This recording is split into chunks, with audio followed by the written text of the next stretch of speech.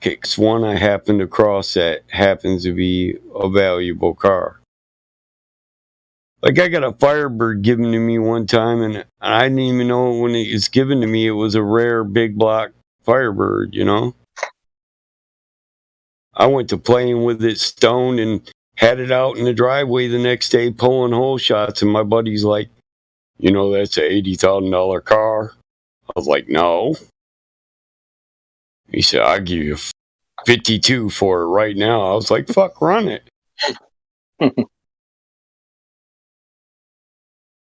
I mean, it was literally given to me.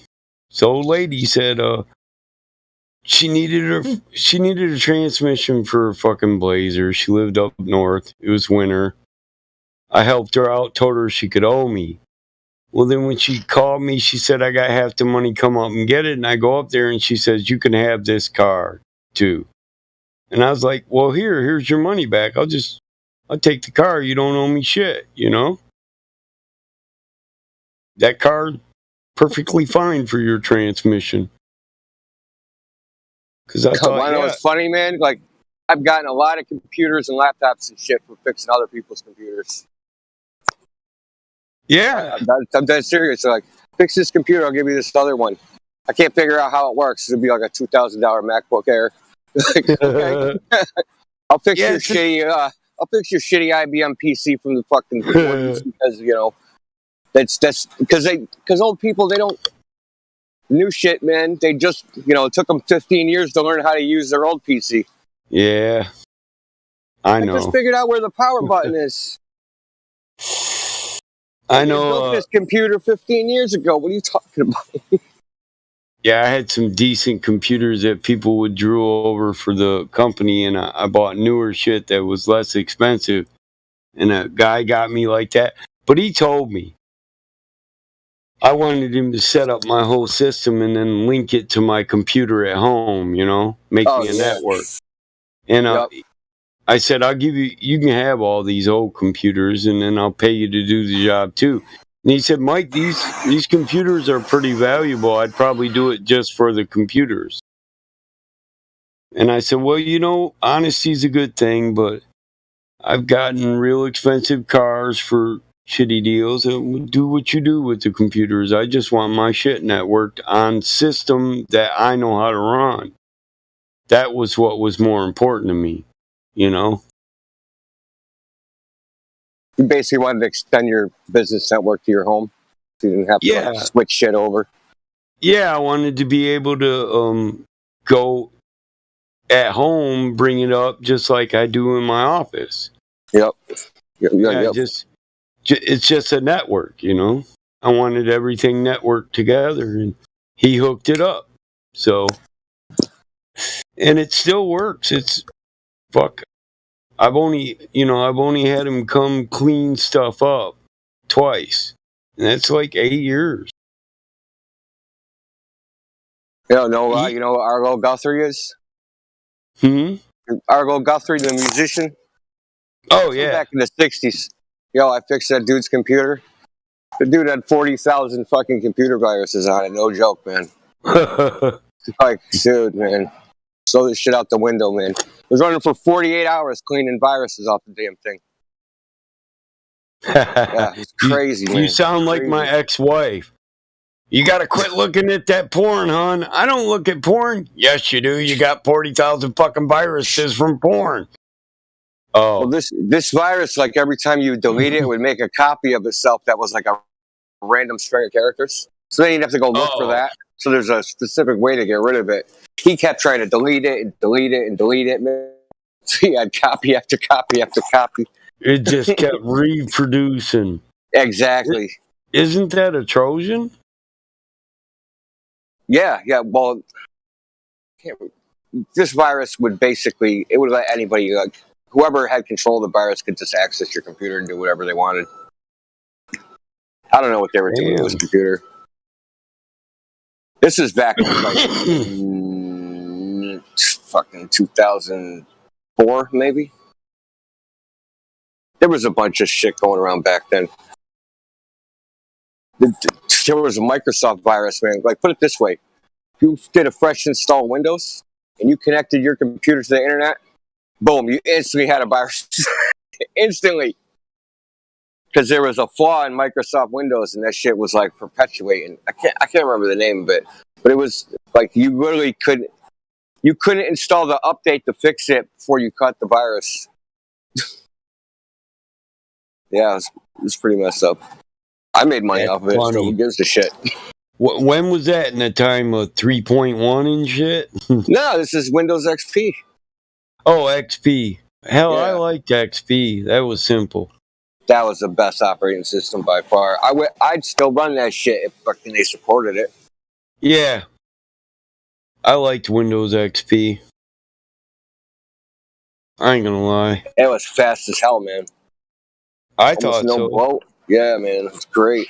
No malware, no advertising, none of that bullshit. Yeah. Just pure internet. Didn't track you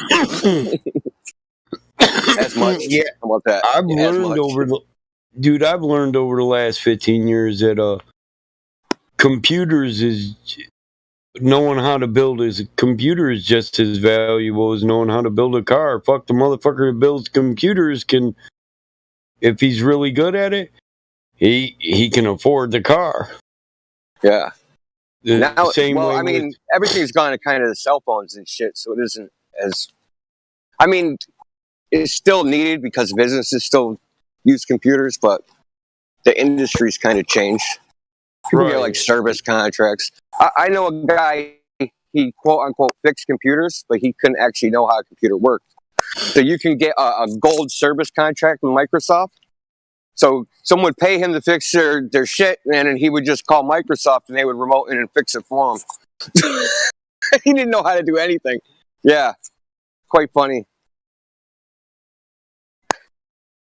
Yeah, you can get a gold service contract from Microsoft and they'll just fix anything. Wait, that's valuable. Just like, dude, I know how to fix cars and rebuild cars since I was 14. I ain't never drove a piece of shit. Even if I drove a 20-year-old car or a 40-year-old car, it was better than people's brand new cars.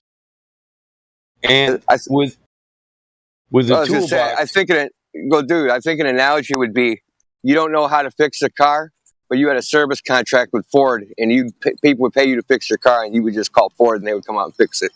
Yeah. That's pretty much what he did, man. He didn't know anything. Shit, that's like the goose that laid the golden egg there, dude. Exactly. It's only like $240 a month, too, and he would charge people like $1.50 an hour. I'll tell you how simple it is, though. Like, I stopped one day to look at a Cutlass somebody had, right? And there's this badass new Cadillac sitting next to it, you know? And I said, how much for the Cutlass? And the old lady said, you can buy them both for $300. I said, the new Caddy too? She said, yeah, it doesn't run right. I said, what's wrong with it? She said, I don't know. So I hooked the scanner up to it right then and there, dude. $15 sensor.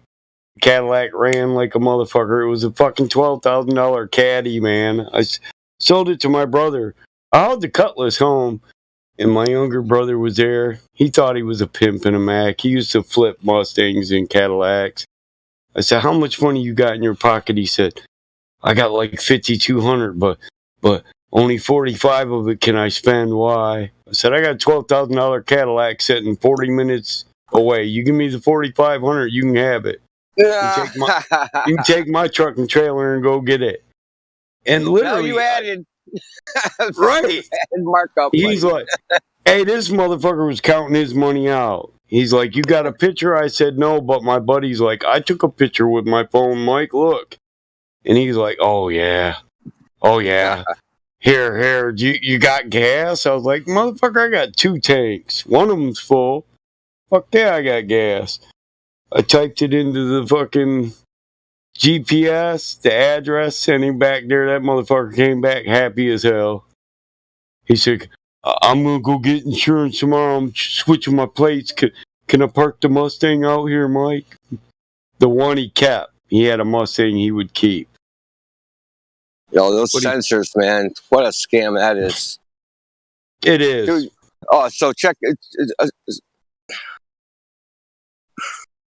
My girl's brother-in-law, He had a Lincoln Expedition, but it had some stupid sensor in it because they got them, I don't know what it is to ride smooth. It's the adjustable suspension.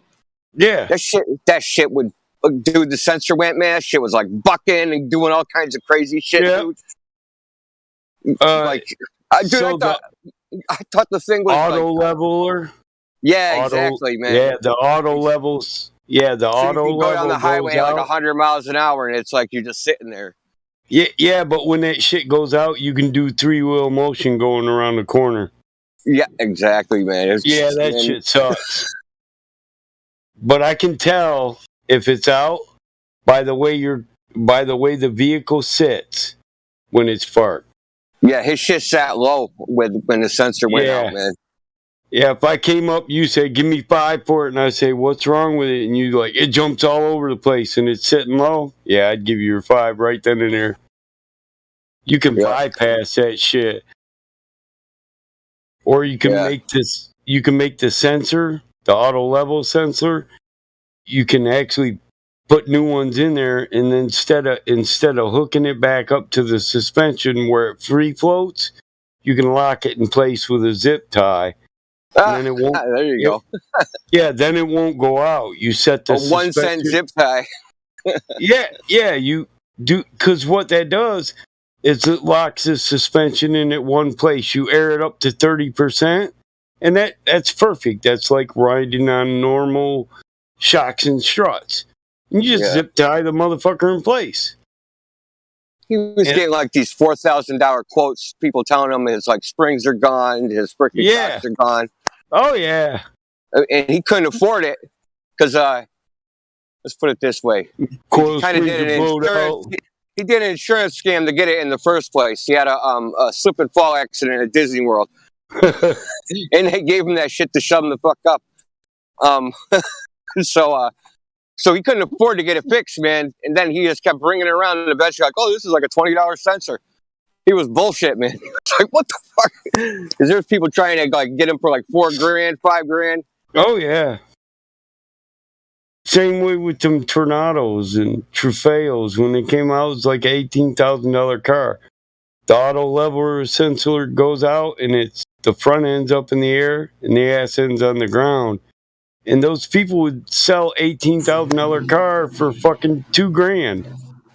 It's like, dude, it's a fucking $25 sensor in the back that takes 4 minutes, 5 minutes to change. 10 minutes if I want to take my time and keep puffing the hooter. Oh, Mike, so you like this story? I had a GMC Jimmy, right? And the fuck went on it? Not the fuel pump. I'm trying to think of what it was. I don't know. They put the wrong antifreeze in it, and it was all fucked up. But I kept bringing it to this place, and it was a friend of a friend, right? So, I kept bringing it back. They kept quote unquote fixing it, paying thousands of dollars to have the shit fixed. They ended up cracking my radiator, right? And just like giving it to me. And I'm like, I paid all this money, it's still messed up. And the reason I knew they cracked the radiator, because they had dropped their tool inside, like between the radiator and the grill. And they tried to get that shit out, and they couldn't get it out. And they tried to pry the radiator away from the grill and cracked my radiator. I'm like, you're busted, dude. Your tool is still in there. Good try. Because they tried to get me to pay for it again. I'm like, I paid for this 3 times already. Was it just a sensor? Because I know what sensor it was. It's electronic. No, there was something wrong with the antifreeze. Like, you know how I had special antifreeze you had to put in? The yellow shit or something? Yeah. They put the wrong shit in there and like gummed it up. Oh, so what they did, here's what they did. It had yellow in it. You were supposed to put yellow in it. They thought it was totally bone dry, but it wasn't. So they mixed yellow with green. Yep, something like that, man. And it clogged up all your coolant ports. Exactly. Everything. Exactly. Yeah, you can't mix those two. You can take all the yellow out and switch it over to green. It had like silicone pellets in it and shit. Yeah. Dude. Oh, it was. Yeah. You can't mix the two because it'll start to crystallize. It'll clog up everything. Yeah. But they kept like quote unquote fixing it, and every time they fixed it, they'd break something else. Yeah, but it was like a friend of a friend. So like, oh yeah, this is a great mechanic. Blah blah blah. Yeah, last time I listened to you, man, that shit ended up costing me more than the price of the Jimmy, man. I probably paid the combined price, man. Like every time I brought it there, it was like $1,800. This is like back in 2003 or something. I hired a guy one time because we was working a big job. I got a new contractor. I was trying to get this job full. And I asked this dude one time, he said he knew how to he was my buddy. He said, yeah, I can work on them, Mike. I'll fix that today. I went and bought all the parts. I was having to fix my old lady's car. And after a 16-hour day, I come back, and he's still at my yard in my shop with thousands of my Snap-on tools, dollars in Snap-on tools.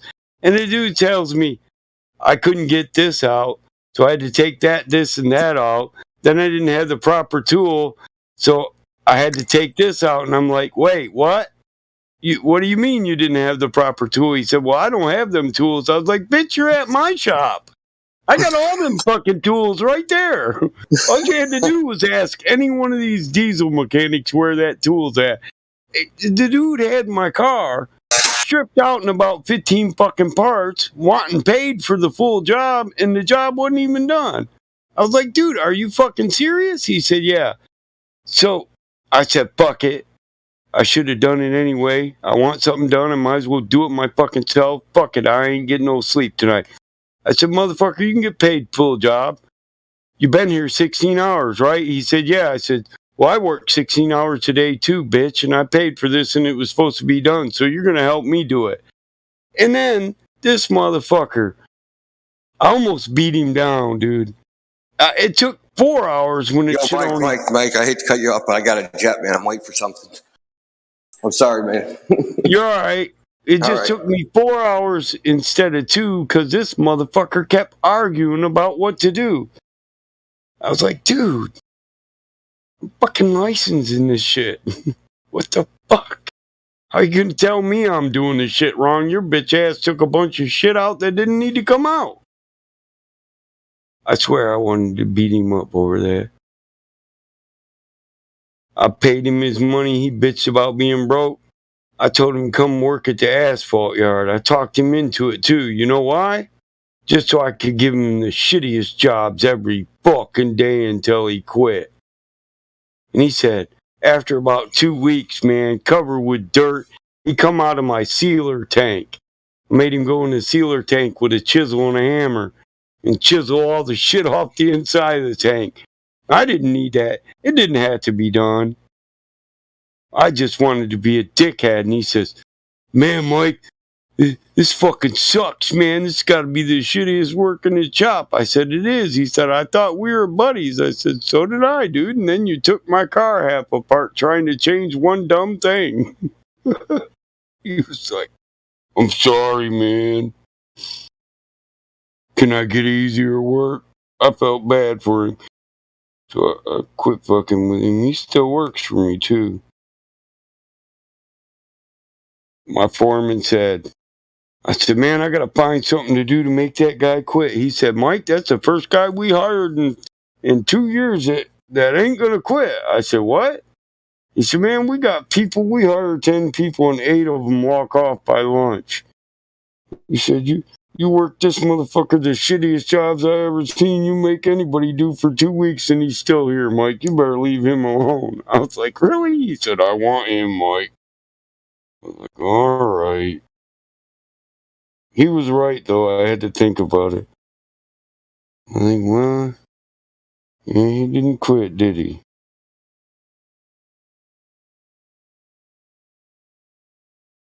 Half the crew would have quit if I made him chisel out that coolant, that sealer tank. You don't have to do that shit. We put a solvent in there, and it liquefies all the shit that hardened on the outside, and then we just pump it out of the tank.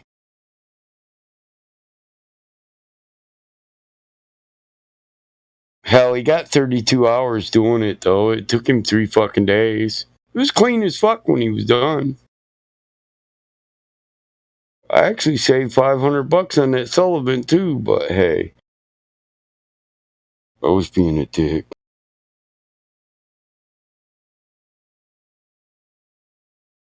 He said he had the balls to tell me like 6 months ago, Mike, what do I got to do to get a position in the diesel mechanic shop?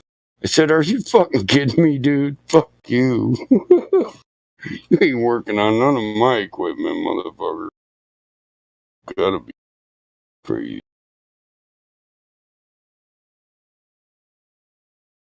He said, but I know how to work on that stuff. I said, good, go to school and get your license. When you get certified, I'll give you a job as a diesel mechanic, motherfucker. Till then, I don't know what to tell you. I mean, honestly, there ain't no money in a guy that takes 2 weeks to do one job.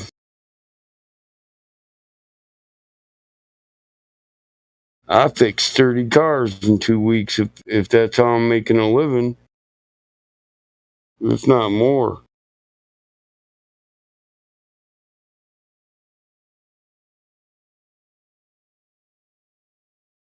I used to do 20 cars a week just to pay my bills when I was building my company.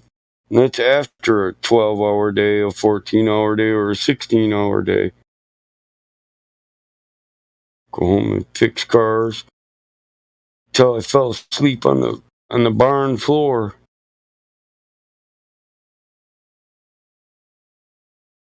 Back then, my ex-wife would wake me up and send me to work. Nowadays, my son comes home and wakes me up. Dad, you're sleeping on the floor.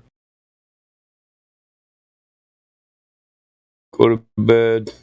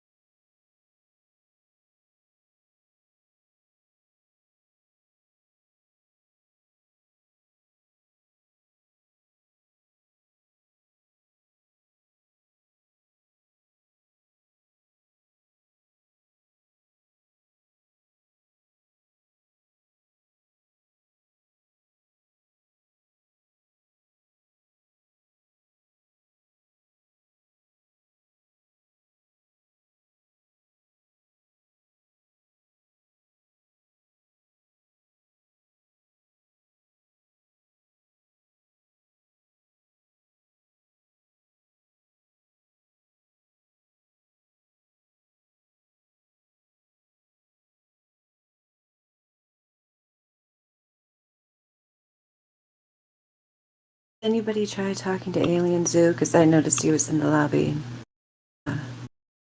Now I see he's not muted, so maybe somebody did try talking to him. I noticed he was in the lobby. Now I see he's not muted, so maybe somebody did try talking to him. I noticed.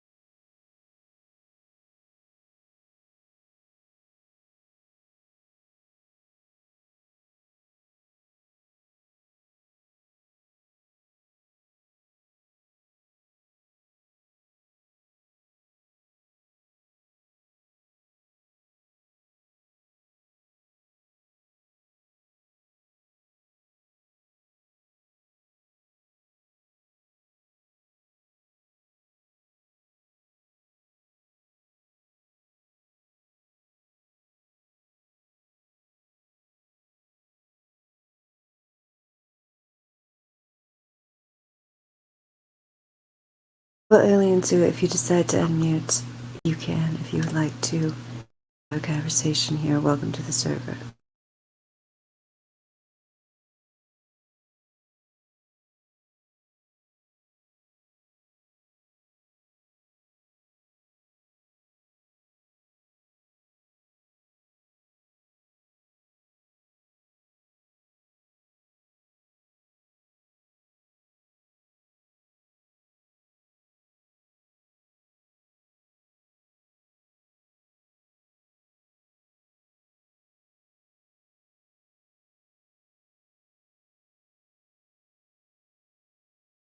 Was that a wild dandelion I heard?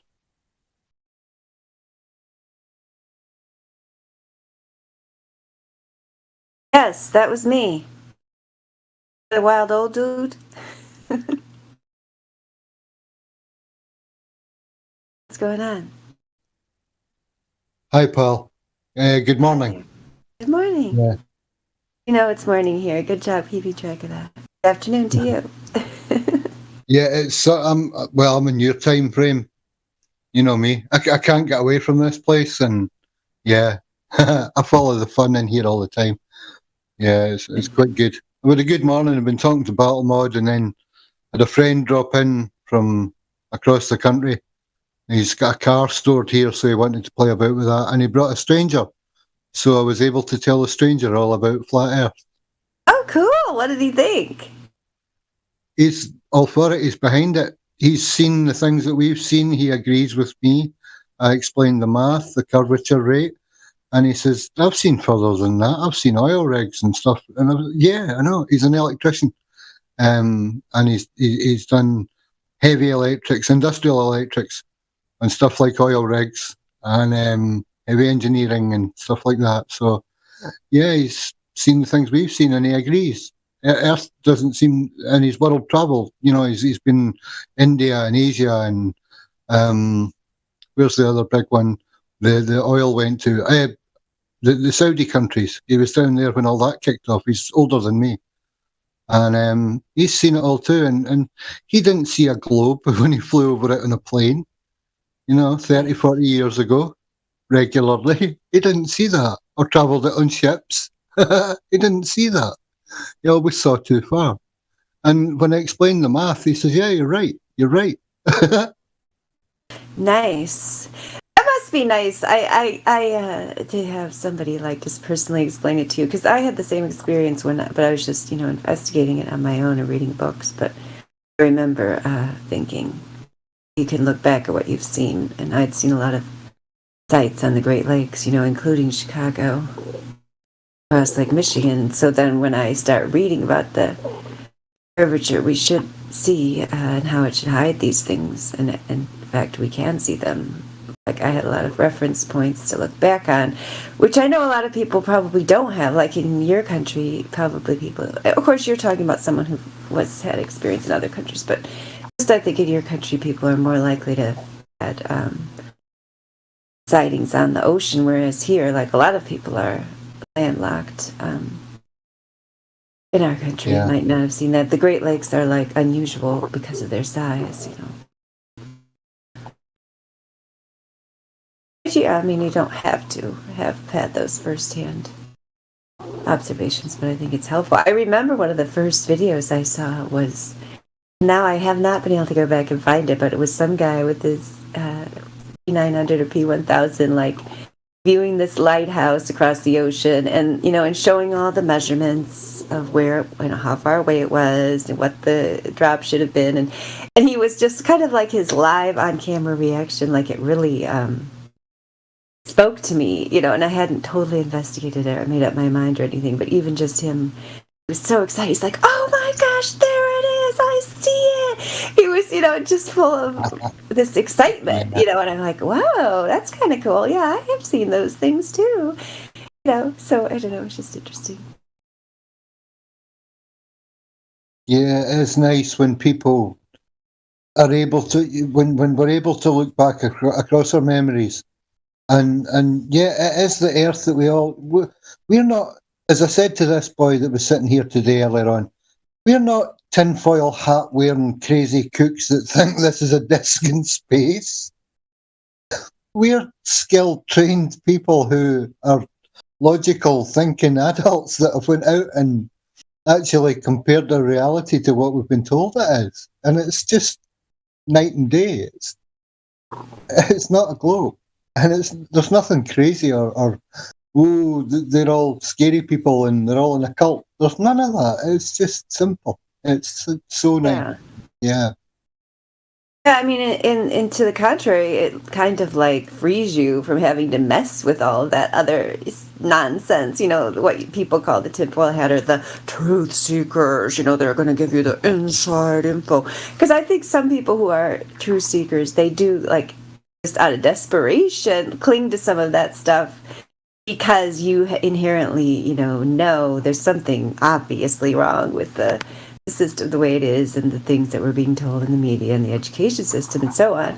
But until you are able to really get your mind around, the root of the problem is seriously the globe model. Once you're allowed to accept your reality on its own terms, like, you don't have to go around to some internet forum with some guy with secret knowledge is going to tell you, "Oh yes, it's all going to happen on November 22nd, this year. It's really going to be disclosed this time. I know I told you that 25 times before, but this time they're going to start arresting people for sure," or whatever their latest deadline is. You know what I mean? You don't have to mess around with any of that, because you see that for what it is, to keep people distracted, to keep people like thinking, "Oh yeah, just around the corner, my white knight's going to come riding in and save me and disclose the truth," and so on. So, like, flat earth actually gets you away from all that stuff, which I'm not saying, there are some people in that truth movement that are sincere and,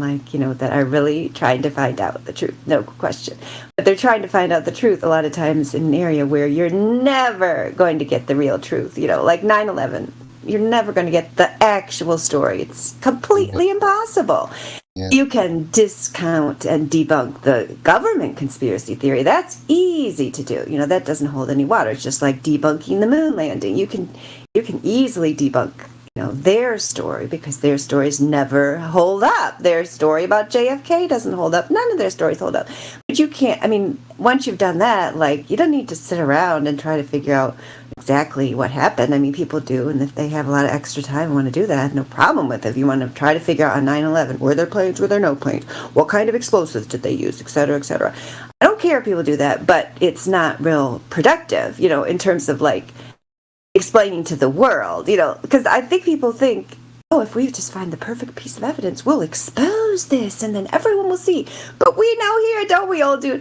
No, you can show them exactly in terms of the globe model how it has, in very logical fashion, like you did with this person you encountered, how it is, a complete failure logically and mathematically. It's not even theoretical, because the theory requires some kind of hypothesis and testing to back it up. It's not a theoretical globe model. It's a fantasy globe model. Completely made up, completely fictional. You can explain that to someone in a very logical fashion, and they will very happily continue on their fantasy globe model. "Thank you very much, sir.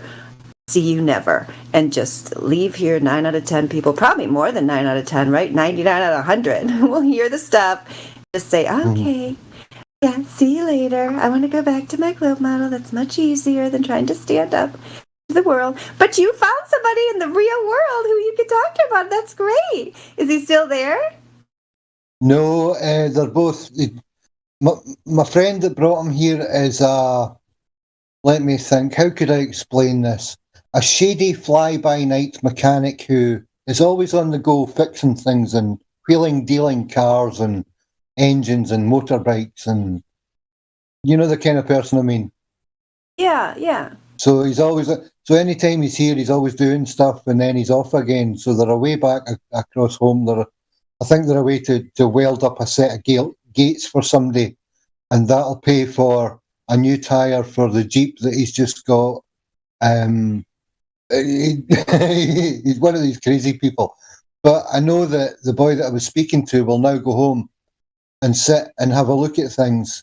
I've given him links, so maybe he'll have a wee look at some info, and he'll just sit and think about things now, because we went into the other side of it. What could we do about changing the way that life is at the moment side of it? How could it be better? Where we felt it failed, or where it could have been helped to stay on track. And he's another one that's with me in the sense that there's a lot of people out there now that have knowledge and information that is relevant to the young ones coming out of school, that could help them better than possible further education could, or could help them more tailored in their own career. He thinks we could rebuild society without government. He's seen 70 or so years now, and he hasn't seen any improvement, change, or better from any concurrent government or previous one. He says it's just different governments with different suits on. That's all it is. Doesn't get any better. And he says, why can't we do it ourselves? So he's away to talk to his friends and family about a bunch of people across the face of Earth that are willing to sit down and consider this as an option in life. Great. That's good news. I think that is really the answer, is it just kind of like a decentralized thing, as long as you don't like say, oh yes, let's have a leader lead us off into this wonderful new society. I mean, people can have leaders as long as they realize, like, you don't need anything fancy. This guy is just like going to start from where he is with his own family. Like, yeah, let's just do what we can on our own with what we got. I think that's a great idea. Yeah, because what do you need any of that stuff for? You really don't. You really don't need any of it, especially if you're a young person starting off. Like, that's when you really can just like decide not to participate, because it's once the people get into like, they have their car loan, their house loan, their credit card debt, like, then it is kind of probably harder to just kind of like walk away from all that. I guess, people do, I don't know, declare bankruptcy or whatever. But I think, when you're young, it's like, yeah, just don't even get started with that stuff, especially now, at least over here, it's like you could easily get work, and I'm sure you can get work in something that is not, more kind of detached from the system, because people need workers. I mean, anybody who's willing to work hard, like, you can definitely just work to, fulfill your needs, and as long as you don't have any, especially if you just have simple needs, and don't have any fancy needs. So it's once they get kind of trapped in that student loan thing. Oh yeah, because student loans are not, you can't bankrupt, they aren't, they don't, even people who declare bankruptcy, the student loans aren't part of that. Like, they still have the student loans. Yes. Yeah, which I don't even know what happens to those people, because I know, like, here they put the student loans on hold, but they're going to start supposedly making people pay again. So I don't know how all that works, but I do know that it is possible to just kind of detach yourself from it if that's what you choose to do. Especially when you're young. It's probably harder when you're older if you've already been in it for a while. That's cool. Yeah. Did you tell him about the Discord? I did, yes. Yeah. I had to explain the whole principle of gaming and the gaming culture to him, because he'd only sort of seen that from his grandchildren on their iPhones and stuff. And I explained to him. Oh, he's not a young person. I don't know why. For some reason, I thought you said he was a young person, but he's not a young person. Oh, no. Sorry, my friend is. But the guy I was talking to is Well, he must be almost 80 by now, I think.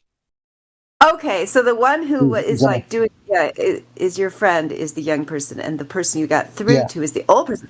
Wow, that's even more exciting though, actually, that you got through to a person who's almost 80. Because I have not had much luck with people of that generation at all. I don't know. That's really interesting. Yeah, because usually they just kind of are already in kind of their little, groove or whatever you want to call it. They just kind of want to keep going. They don't really want to like rethink stuff too much. That's a very special person, don't you think? Or was he already kind of? You said he was already kind of questioning stuff. He was very much questioning stuff. He's a working man, and has been a working man all his days. And I think because of that, he's seen a lot of the strikes and the troubles and the strifes that we went through as a nation here and abroad. His career was electric, so he got to, he was able to find work elsewhere. And as a good electrician, a highly skilled one, he ended up working on the oil rigs and down in Saudi and places like that. So he was able to follow the money, but he saw the state of things across Earth, and how America was slowly but surely the industries were taken away from you guys, and that left whole states without a purpose or without a mill or somewhere to go and work, and how it was the same in Britain as well and Europe, and where we went wrong. That was his sort of approach to it, that I had an answer to him that kind of linked something. He said, because I went down the NASA route with the money. Being Scottish, we understand the value of money. So I explained how much NASA get yearly, their budget since the moon landing, and what they're basically getting daily, minute by minute. And he did the second by second calculation in his head and said, I see there's a bit of a reason for them to lie right enough. So between that and the money that goes into war, governments, and it's gotten us nowhere, he's aware that there's a massive incentive and it's greed. So that's the angle that he came from. So he was open-eyed in a lot of ways, yeah. But I think Flat Earth might help tie it all together for him now, hopefully. That is cool. It's probably early in the morning. I have comprehension problems because now I remember you told me that he was the one that had this experience and went on the plane trips and was down in the Gulf or Saudi Arabia or whatever and all that. So yeah, that's cool. So maybe he'll join if he can figure out how to make it work. It took me a while, several times, to be invited to Discord before I finally decided to figure out what it was. Well, his plan is to go and ask his grandson, what is Discord? And I said, there you go. That's the intelligence of, like age and the wisdom that comes with years. You realise that there's someone out there that can help you to do exactly what you want to do with something you don't understand. And for him, it was his grandson. Yeah, so that he's is going to cool. go home and phone his daughter or whatever and say, get the bairn right, or get the child round here. I need to see my grandson, and tell him to bring his computer or it's the iPad link. But yeah, so it's hopefully we will see him on. But that's my whole sort of theory. Why can't we just do this in life and stop all this fourth wall and not knowing who your neighbours are? Why can't we just be a community that sends out a ping saying, I'm so and so, I can do this. Who needs help with what? And yeah, absolutely. Why can't we just do that? And then we don't need their money and we don't need all their governments because we're doing it anyway. Yeah, that's what I mean. I don't know how it is in other places, like in the city. I don't know if they still have like bulletin boards with just paper tagged to them, but around here we still have a lot of that. Like, the Amish store that I go to, to get my supplies. Of course, I'm not allowed to join the Amish, I'm sure, but we can be kind of hangers on. They have like this great bulletin board where you can buy goats or eggs or chickens or whatever. And, and they have this kind of paper magazine they put out where they're also like, have a bunch of like, things where you could just go and sell and buy and sell stuff. and they let us participate, to the extent of that, like buying stuff from them and probably putting stuff on there if we wanted to sell something. And it's so funny because at the post office they have one of those, and often they have like lost dogs and cats there, pictures and people and the number and stuff. So my children are used to, like, they go and they look at them and they think when we go to the post office, okay, we're gonna look out for this cat and this dog. So my one son, my youngest one, before he learned to read, like the next time we went there was a picture of a car there that a person was selling, and they had the information. He's like, Mom, somebody lost their car. Oh, that's so Which I thought was really funny. Yeah, it's very cute. I gotta write that in the baby book so I don't forget that, because that was so cute. Yeah, definitely. Embarrass him when he brings a girl home someday. Yeah. No, I'm reading this book. The book I just started reading is called The Vanished Days. It's about it's a chick flick book, a chick book.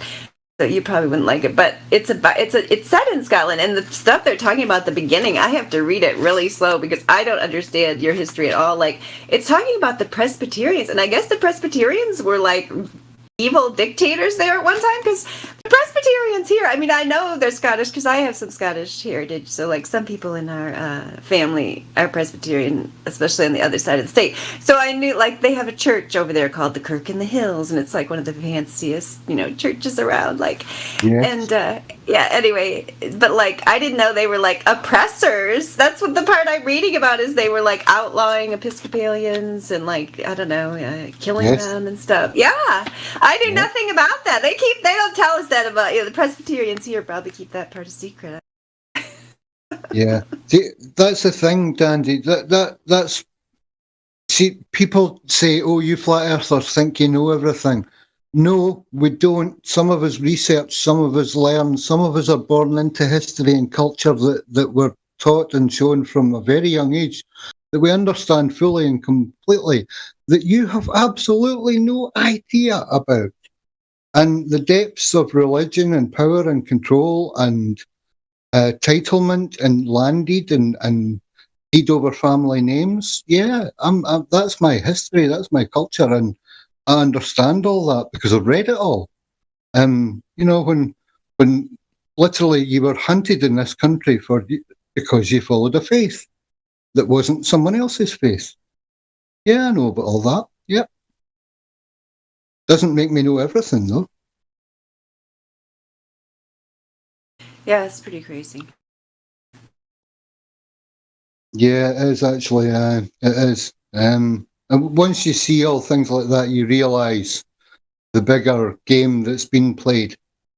And for me, people say, "Oh, you're a coincidence theorist," and you think it's all one big scam. But when you see things, how they link together, it fits pieces in the jigsaw puzzle. And I'm not pushing square pieces into round holes here, because I know there's people out there listening to me saying this. By no means am I pushing round pieces into square holes, or vice versa. I'm finding pieces in history that were actually written down that some of you people don't know about. And this is why we know that the power over different countries or different states or different governments, there's something that's linked behind it that we are not aware of in the public. There's a level of control goes on for thousands of years probably, that's written down in a lot of history, that's always been there, that just humanity isn't aware of. We're being controlled. It's just how that's the thing that they're afraid of. That's when they start making the accusations of a conspiracy theorist, tinfoil hats. Like, oh yeah, you just keep telling yourself that you going down to vote, for whoever, like over here, like Trump or Biden, that actually makes a difference. Yeah, you just keep telling yourself that. That's why, I mean, it really is a control thing, isn't it? It's like, oh, if you're telling me this is out of my control completely, like I can't, the things they tell me on TV, like, oh, it's so important to vote. Make sure you do that to change the world. I mean, you're basically telling these children that have been patted on the head and told, you are really important. If you go and vote, that makes a huge difference. You're basically telling them, no, this is all way out of your control. I mean, there might be ways to affect it, but it's not the way the television's telling you. That's definitely not the way to change anything. Obviously the people in control that are telling you to go do this and patting you on the head and telling you you're a great human being if you do it, and a bad person if you don't. That is definitely not the way to, you have control over, whatever you want to have control over. They imagine that they actually do, because they could sit up there and have their little "I voted" sticker, and then if you didn't vote, you're a bad person and you don't really care. It's like, yeah, just keep telling yourself that and see how far you get. Yeah, fill in your yearly census. Give your census taker a cup of coffee. Don't eat their kidneys with fava beans and a nice Chianti. Fill in the census.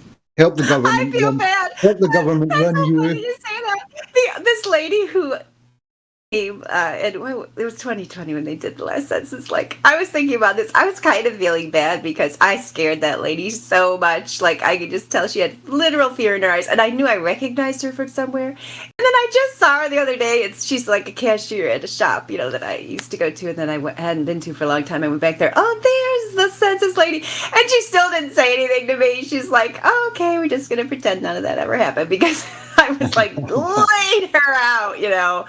And yeah, I was just like, yeah, you just marked me down as a not gonna answer and, get out of here or whatever.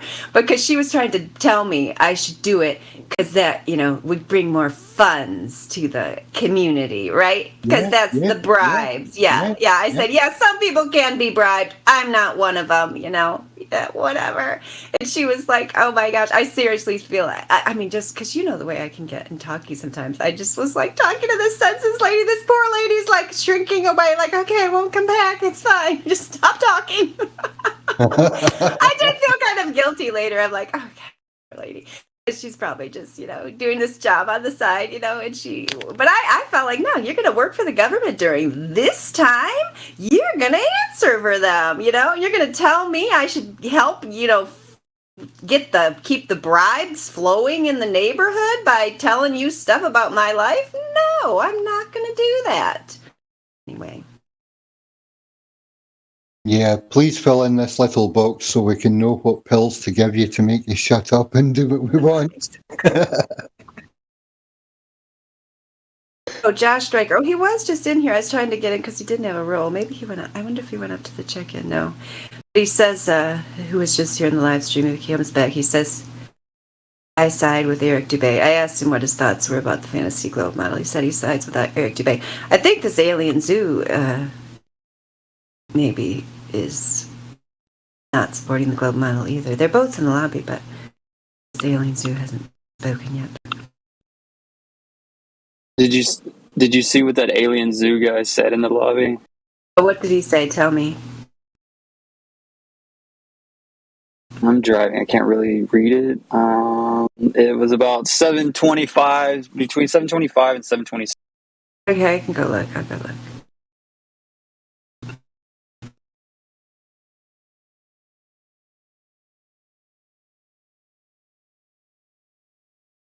No sun circle of Earth, no pizza model Earth is level. Is that what we're looking at?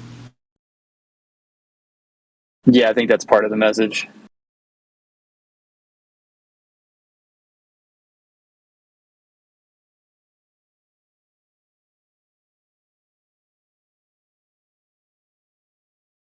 Oh, I see what he's saying. He's like responding to that model, a concept, I should say, demonstration, whatever you want to call it, that Lulu put in there. Like, he's saying he thinks instead of being one light source that there might be more than one. That's interesting. I've never really heard anybody pose that before.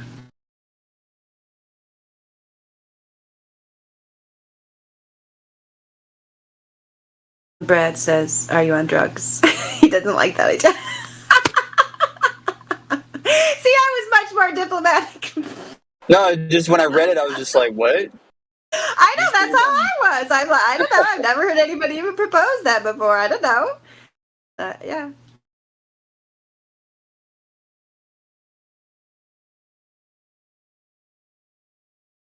You would have to explain it to us in more detail. I don't know.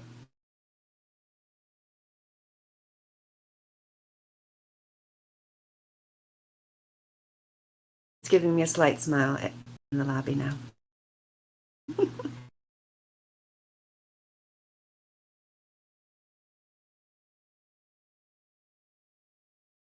We agree, no pizza model. Definitely, everybody here's on board with that. Yeah, see, Indio agrees, man. Look at the live stream voice tags. Even Indio agrees. That's what's up. Do what you need to do, Indio. Oh, he's going to ban him. Oh, gosh. Okay. Well, sorry, Indio. I'm too nice to him today. But I got up early. You know, by the end of the day, I'll be nice in the banning mood again, just like you.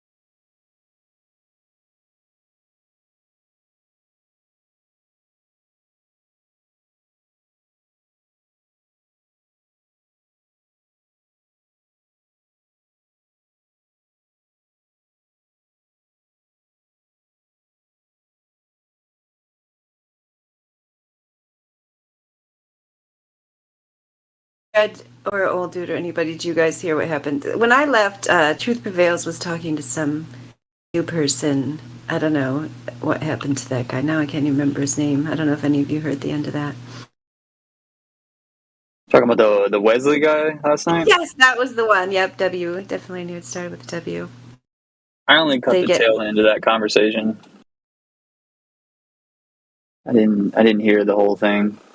I'll have to ask her how it went.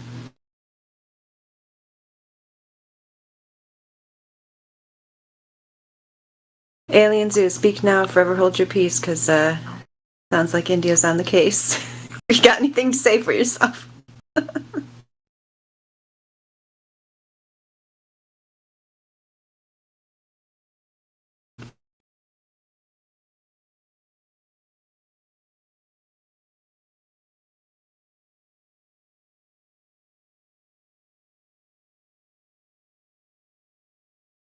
Andy, was that the boy that was in last night that had he'd been to the dentist, and he was? Oh yeah, that was right. Yes, when I first started listening, that's what he said. He was on wisdom tooth medication. Yep, he did say that. Yeah, what happened with that guy?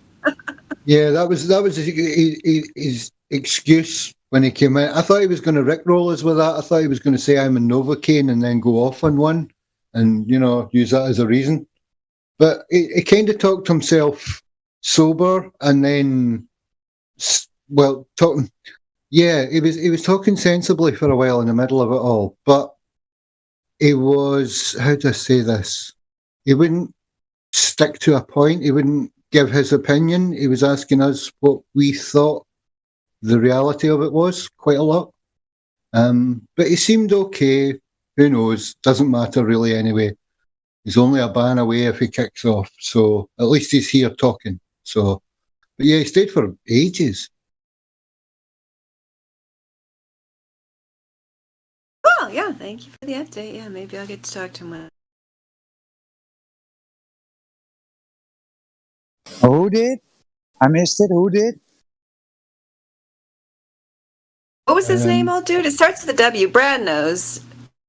Starts with a W. I don't know. It was like Wesley or Weasley.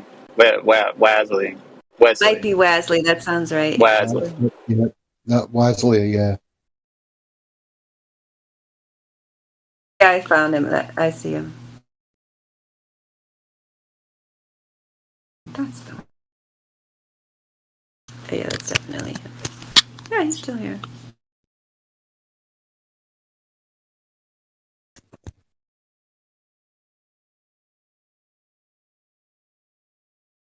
How's your day, Roger?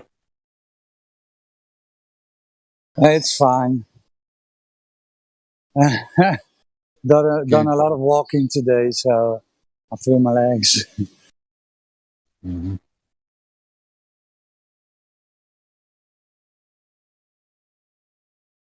Yeah, it's not too bad here as well. It's actually not raining.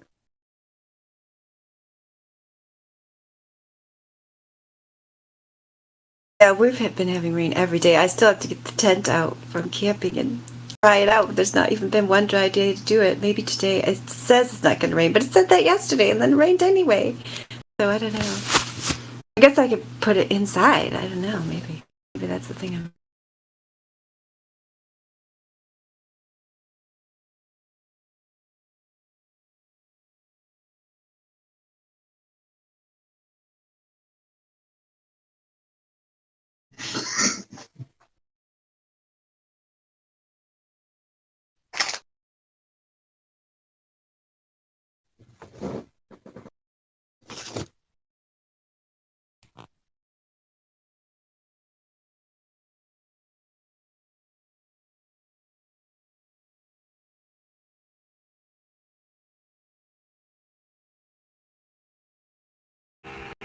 Hey, Mary Mum, how are you doing? Oh, pretty good. How are you? How are things over there? About the same as usual. Yeah, it's getting stranger. I don't know. Yeah, same as it's the same as usual in the sense that things just keep getting stranger, which is usual. Yeah, that sounds about right. Yeah, yeah.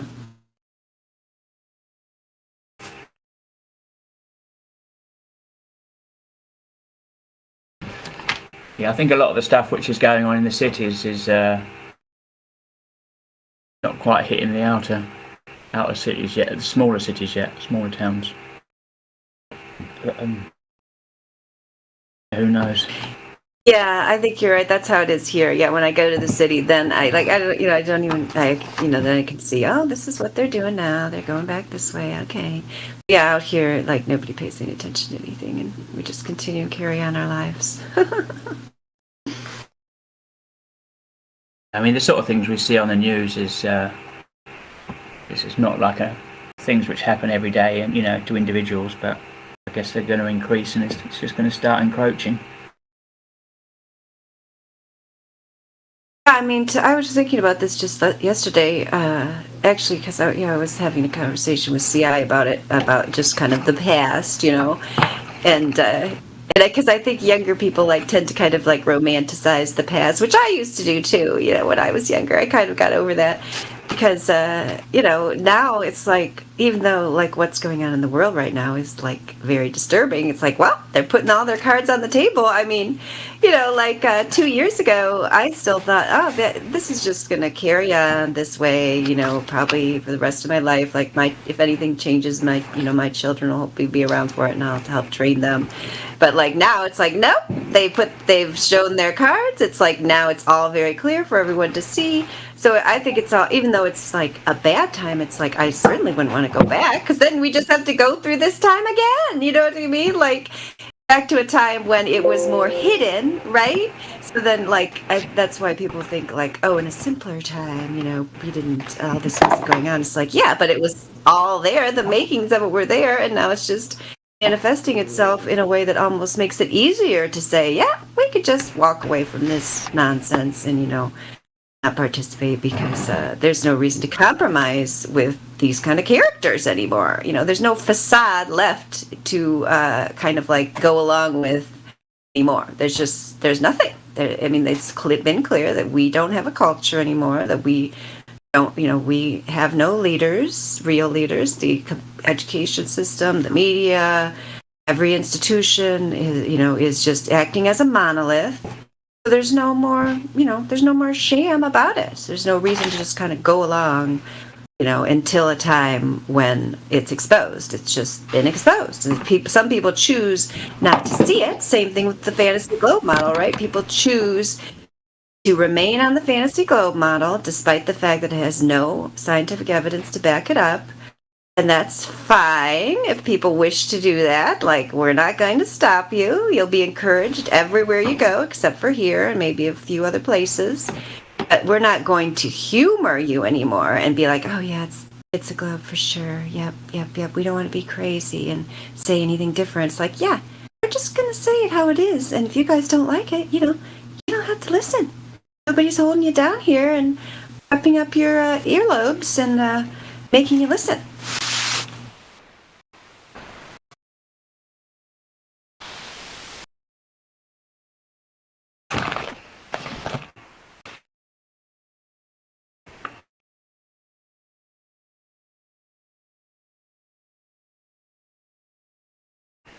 Big Dumps has put a link in. Yeah, there's no, there isn't any pretense, is there now? I mean, like, when you get the major wars, First and Second World War starting, it was like sort of everybody thought it was going from peaceful to just crazy. But, I mean, anybody who, when you look back, the whole thing was crazy. Yes, that's what. Yeah, because when I can only from go peaceful to crazy. Yeah. It was already crazy. Right. Yes. And I kind of like, especially when you look at, and I'm just looking at like historical depictions. Like it might not be totally accurate, but it makes sense to me that like when World War I struck, that was definitely a time when, I mean, the things that I've seen about it was like that just like ripped everyone's sense of security away. People who thought they could just go along and live their lives. It's like, no, your sons are going to be stolen from you and killed and not return. And then there's going to be like an incredible lack of young men, in the country, particularly over there, but over here too, to some extent. But I think you guys felt it more proportionally, and then like I don't think it ever went back again, because then the same thing happened in World War II, and then again over here for the Vietnam War. I think it seems like we were affected more maybe by that, at least culturally, because in the other wars, like we imagined, that we were the winners, right? Because not much really happened over here, so we could just run around and say, "Oh, look at this, we won! Yeah, we conquered everything. Freedom is great." So we were kind of in this delusion. I mean, that's the way I look at it from like my parents' generation. They kind of came out of that where they're just like, "Woohoo! We're the best. America's so great. We're living in Camelot, right?"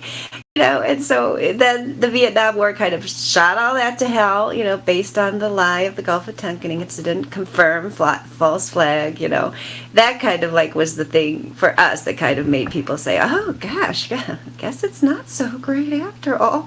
And I don't think, nobody anywhere has recovered from that in terms of Western civilization. I mean, their aims were definitely carried out with all of those manufactured wars. Yeah, I mean, just as an example, if it wasn't already crazy, how the hell did they organise it so quickly to convince millions of people to just go and shoot each other? I mean, it must have been insanity in the first place. Otherwise, if you told people, look, there's some baddies over there, and you've got to go and kill them, they would have just said, don't be stupid. Yeah, and it's so funny, these people who think there's no conspiracy behind the scenes, or they're not working together. It's just so ridiculous. I mean, it goes back to Napoleon, and and that's part of history, that the Rothschilds had secret information about the Battle of Waterloo and what happened there, and then they raked in the dough. They made tons of money off of that because they knew ahead of time what the outcome was before, in the times before, when they actually had to like wait for someone to come back and to give the information. They had it. I don't remember how long it is, but probably just a few days or whatever, that they made tons of money off that war. I mean, come on. And you guys are still like, and then they've just been like capitalizing on it since then. And you guys still got people in here thinking, oh no, that's your silliness. What are you talking about? There's nobody profiting from war. It's all for a good cause. I mean, come on, guys, grow up. Yep. And the way you convince these people to do these things is, I think the saying is if you can convince people of absurdities, you can get them to commit atrocities. I think it's something like that. Voltaire, I think. I mean, that's, if these people were, connected to reality, and you told them just go and shoot some strangers for reasons, and someone who's connected to reality isn't going to do that, are they?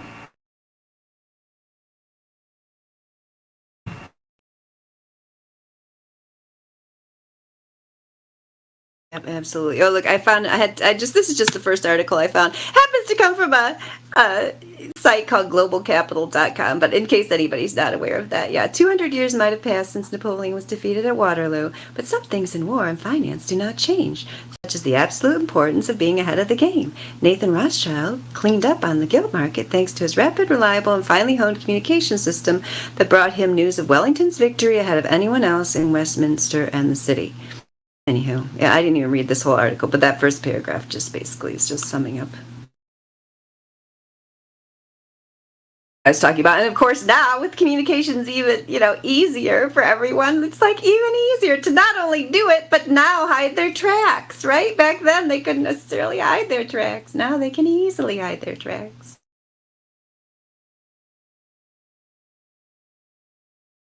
I don't think these things are hidden. I think, all of this stuff, everybody, anybody who wants to find out why these banks are, continue to rip the people off, and everybody can see it.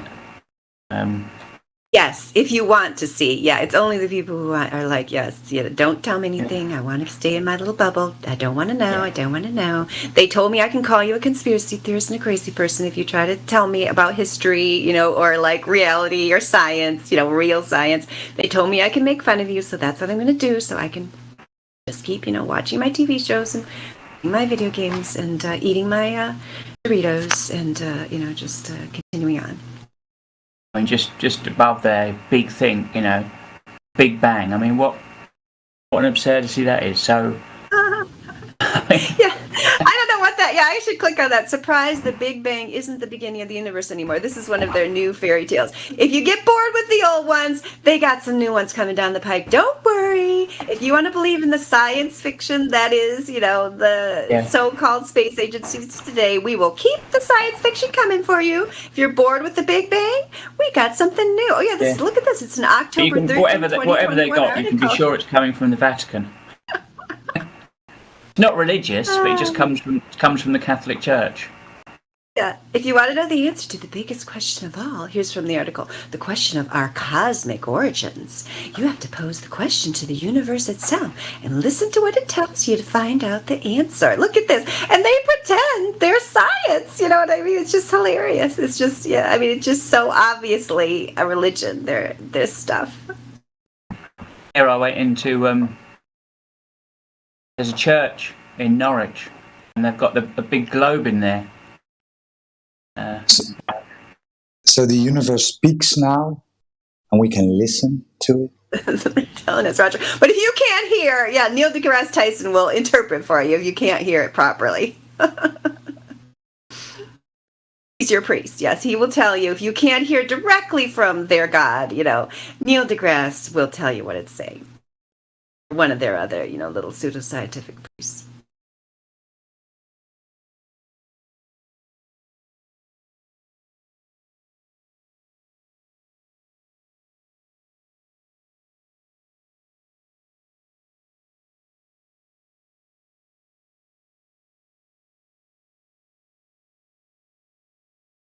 It's quite funny, in Norwich at the moment, there's a couple of churches, there's a lot of churches in Norwich, but one of them's got a fake dinosaur in, so everybody can see that we lived billions of years and dinosaurs and etc. And the other one's got a huge, great 7-meter diameter globe in it of the Earth. So,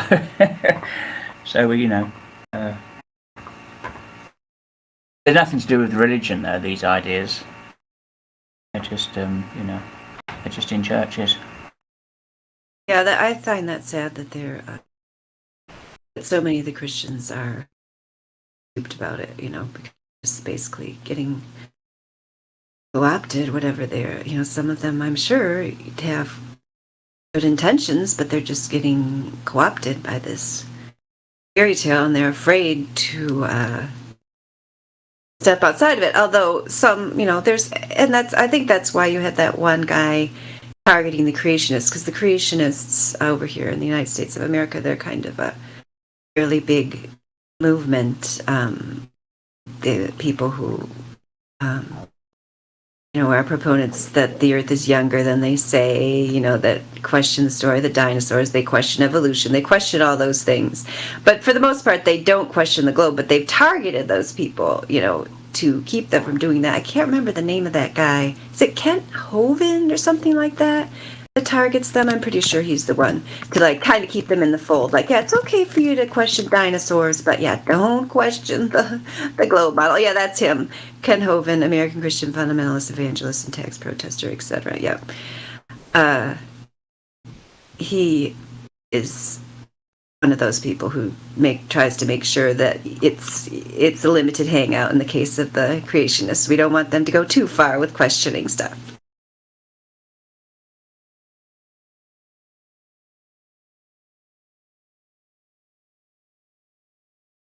He's raking in the dough, doing that too, of course.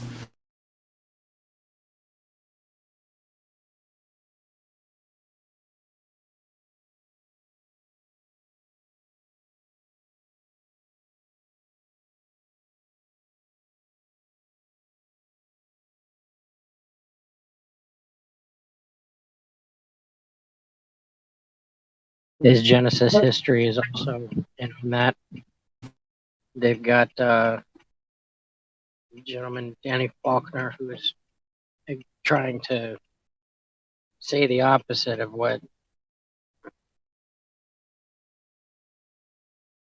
Maybe Danny Faulkner's the one I was thinking of. Maybe it wasn't Ken Hovind. It might be Danny Faulkner. Because is he the one who he is? Because he was just on one of our. I think it was one of our streams. He was commenting on the YouTube that I saw the other day. Danny Faulkner was.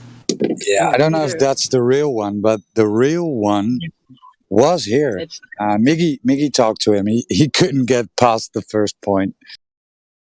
Danny Faulkner. Yes, Danny Faulkner's the one I'm thinking of who actually does target. Who tries to prop the globe model up to Christians. You're right. Yeah. I think that's the one I was thinking of. They both do. They both. Okay. Kent Hovind, he is against it. Ever since he came out of prison, he was talking about how the flat Earth couldn't be a thing, and he's been doing a handful of videos about it. And then Danny Faulkner is also on the globe side. He's part of a society, and I don't think the Faulkner that's in the YouTube chat is the actual Danny Faulkner. I asked a few questions, and the guy doesn't know the answers, or he's avoiding the answers of the question, and he's too afraid to get on here and verify his voice. So I don't think it's the real one. Okay, I think you're making a few assumptions there. He was kicked off. Danny Faulkner was kicked, so he's probably aware that he's not welcome back or can't get back on, right? And if he's avoiding, that's exactly what the first time he did when he came on. And to address the Kent Hovind thing, he was actually, one of the first people that I'm aware of that was asking the really hard questions, like put gravity in a jar and paint it yellow for me. That's a Kent Hovind quote. And why is Venus spinning backwards, breaking the laws of conservation of angular momentum? Another Kent Hovind quote. And one more that I can't remember because I just woke up. Thanks. Did he make a turn then?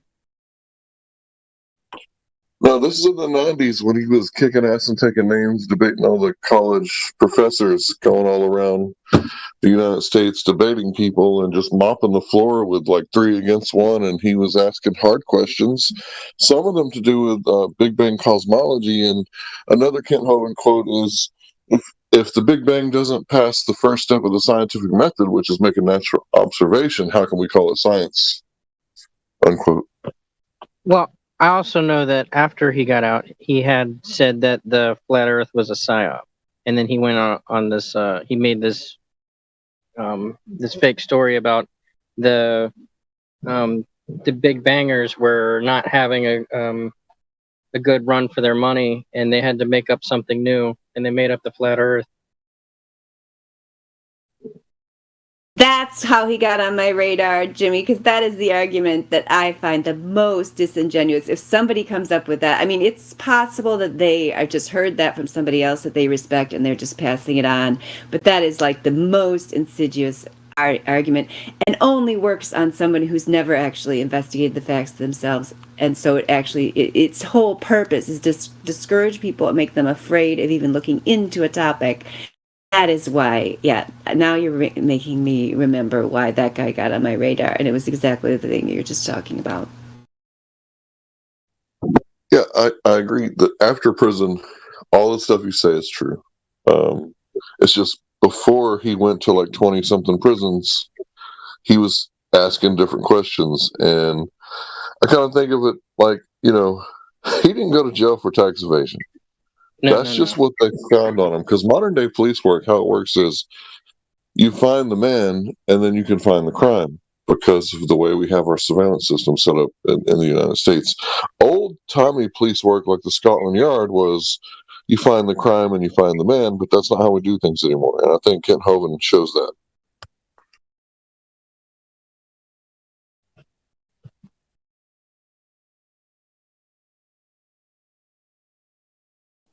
So I want to just add a little bit. Yeah, he was banned, Danny Faulkner, but he was then unbanned because people wanted him back. So now he's unbanned? He was the same day. People were also DMing him, but I don't think he's coming back. So it is. QE once notified if Danny Faulkner comes around at all. I'm just trying to find him in the search of from Danny, but I'm not finding it. I don't know. No, he had a different account name. So I think it's on Miggy's channel. Miggy clipped it, and there you can see his account name. I can search it up if you give me a few minutes.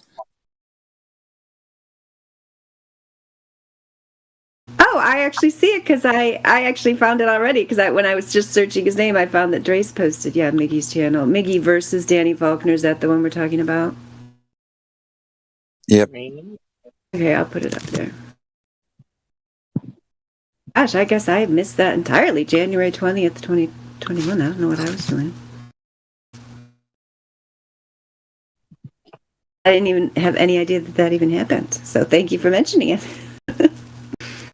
I'll have to go listen to that sometime. I mean, I guess we could play it on here at some point if it's quiet. I think that it's going to be just as interesting as the RC Meisty because he couldn't get past the first point either. Yeah, his name was Danny57. So.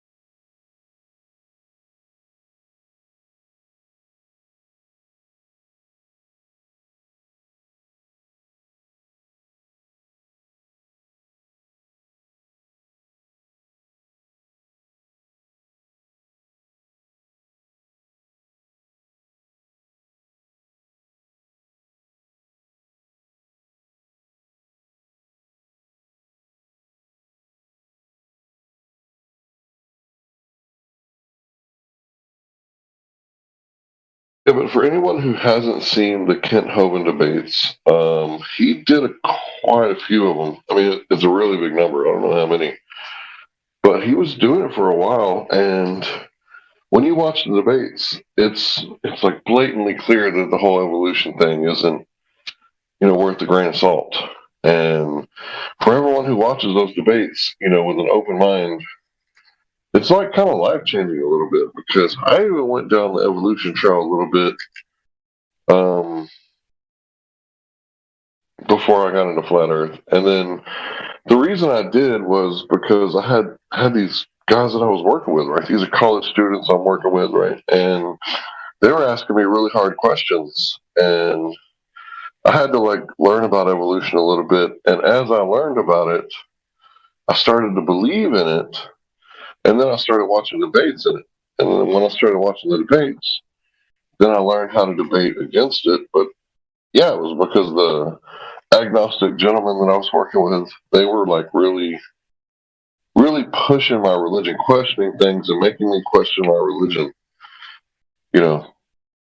And they were former Christians. They were raised Christian. And the questions that they were answering, like, I didn't have answers for, you know. And I had to really dig deep, right? They really like took me out of my video games, and you know, back in like 2011, I was really into like Elder Scrolls and video games and such. But yeah, that made me really like do a lot of research.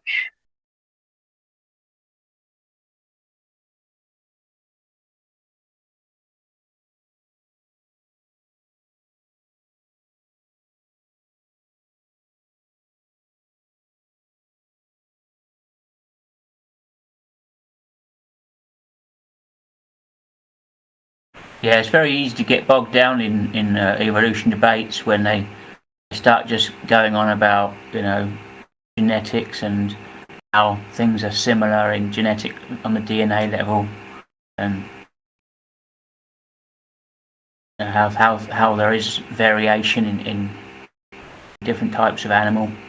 I mean, the whole premise is that everything came from nothing, which, well, unless of course you've got somebody who believes in the creator who's saying that creator used evolution, but I mean, then it's I don't know, but that's a different discussion.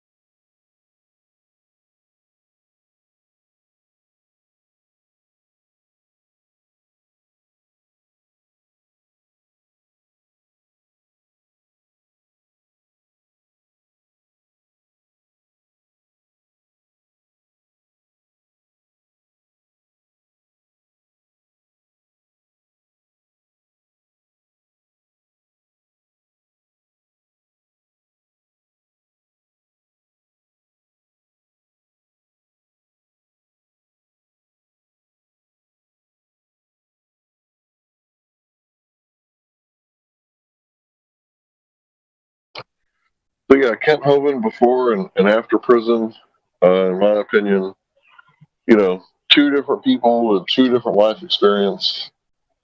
The first guy that you see was like, you know, I don't know, like a fearless Viking searching for Valhalla. And the second guy, you know, seems to be a very, you know, timid,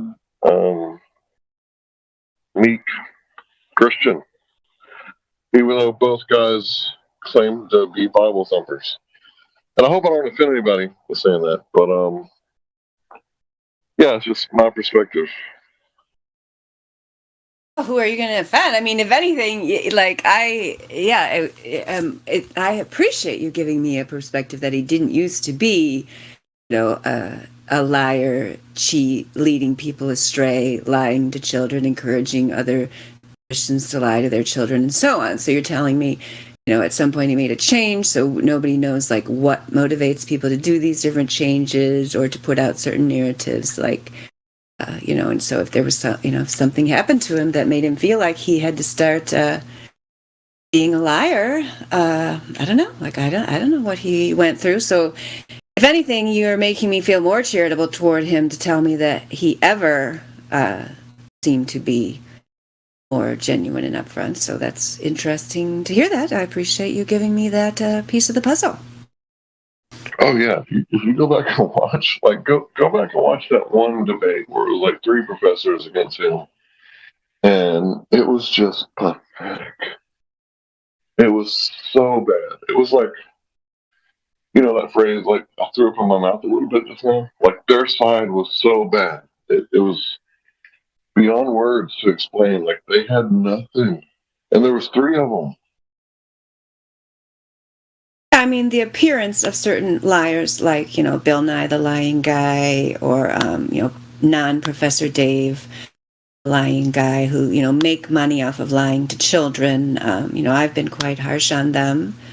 But yeah, I don't know their reasons for becoming professional liars and wolves in sheep's clothing, Pied Pipers who lead people over the cliff, sincere, truth-seeking people who, are willing to take an innocent child and corrupt their mind with the satanic globe model. So, whatever motivations those people have, that's between them and their creator. It's not for me to decide why they decided to become professional liars and consciously put out something that they know is not only inaccurate, but the root of the main problem in this world, which is keeping people controlled and thinking there's, nothing out there that they can go to or explore, or, completely killing and squashing the spirit of inquiry and adventure in the youth of today, and basically turning them into, prison inmates within their own home of the beautiful earth, which they have their birthright to be able to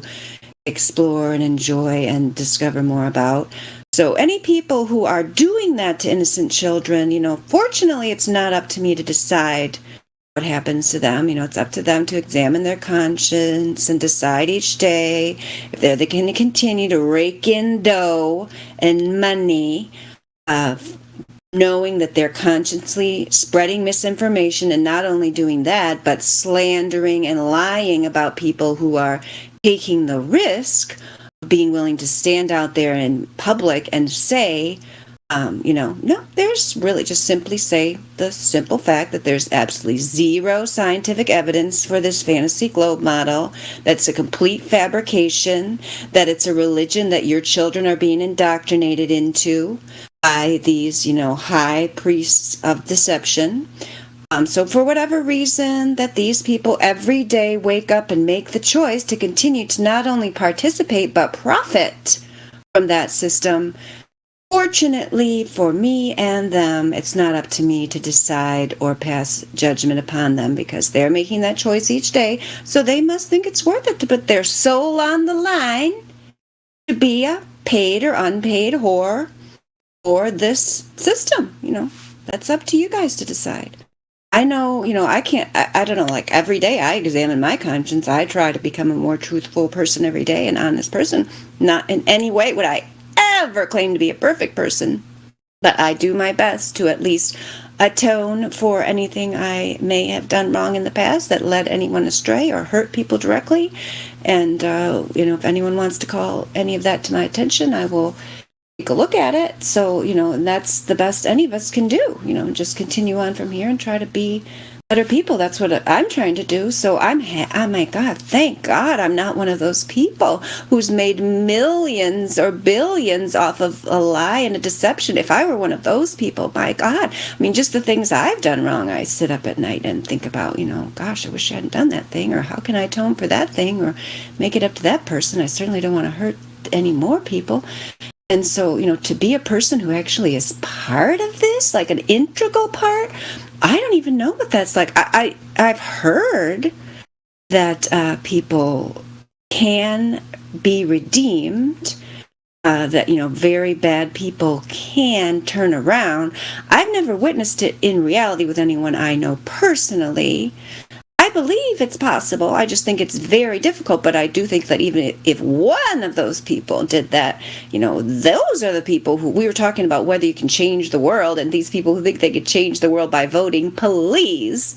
But yeah, one of those people turning around and saying, I'm just going to take the risk, I'm going to stand up and start living in truth no matter what happens to me, no matter what. I'm willing to bet my life and the soul on the truth.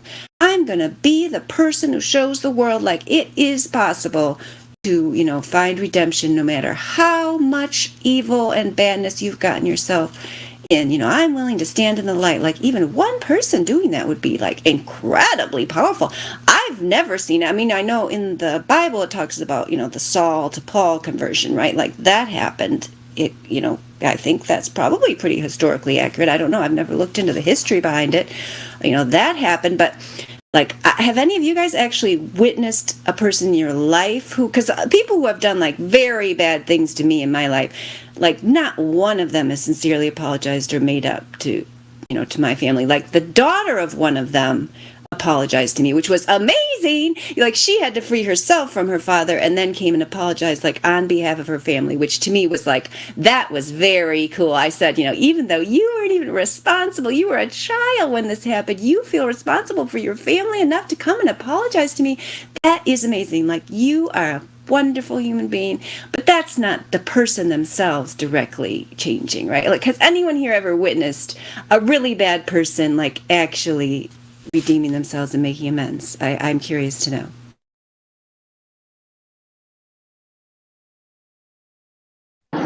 No. Yeah, no. Thanks, guys. All right. Just making sure. I mean, there could be a black swan out there, right? We might yet find it. I don't know. No. Question for Hank. Hank, have you seen Widget's Salt Lake City stream? You heard about it? What about it? Which one was that? Was that the one where you got a speaker kicked in? Yeah. Baseball bat? Yeah. Yeah. Timmy came around. Oh, okay. Yeah, Yeah, I watched a little bit of it, but then I started seeing Timmy do his tactics, and I was like, oh, he hasn't changed in like 6 years. He wouldn't really address what Witsit was saying, right? He was just there to play his part, which is, always playing defense for the home team. And Timmy's a perplexing character because he'll like go into a debate with a flat earther and debate the big three, right? And as soon as the conversation turns into the globe, he turns into like a globe defender. But he's not a truther.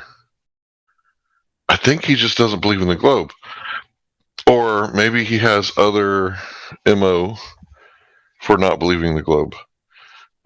Or maybe he's, I don't know, possessed or something. I don't know, with the globe ideology. But my point is that I've been in debates with this dude on Flat Earth Discussion, and he is like doing a really good job debating against the whole the big three, the BB. I don't know if I can really talk about it, the 9/11 and stuff like that. Like he's completely anti-war, anti-illegal war, and yeah, it's really interesting. But anytime he's talking about the globe, I just I can't listen to the guy because of the tactics, man. He didn't use the tactics when we were if I could find that video, when we were debating the Boston bombing. He wasn't using tactics. He was just right along with me, like pow, pow, pow, pow. Like we were like a highly organized machine, flawless execution with monotonous regularity. We were like, tearing them up. We were just lighting them up. And then when he switches to like the globe, he starts using tactics. So it's interesting. But is that in itself not a tactic, trying to lure? Because the main the thing is, right? They say flat earthers are just conspiracy theorists. They're just conspiracy theorists. They believe anything, right? So if you can lure people in with apparently standing on the same side, right? Because he can debate against the BB and the 9/11, whatever, right? But then when it comes to the real truth, measurable Earth, right? Then it's but that's just a psyop, right? That's the biggest psyop of all, isn't? You know what I'm saying? That could be a tactic too. See, here's the thing. I never really had a big channel. He never really directly attacked me, and I treat people how they treat me. So for everybody who hates Timmy, I don't hate Timmy. I'm sorry. He never did a thing to me except for debate me, which is what I wanted.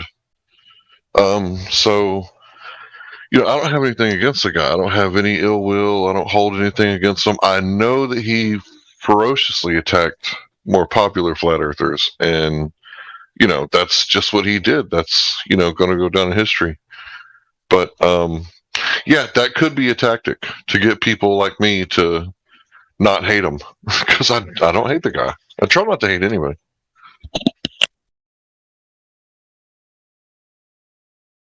It's not about, it's about doubt and confusion.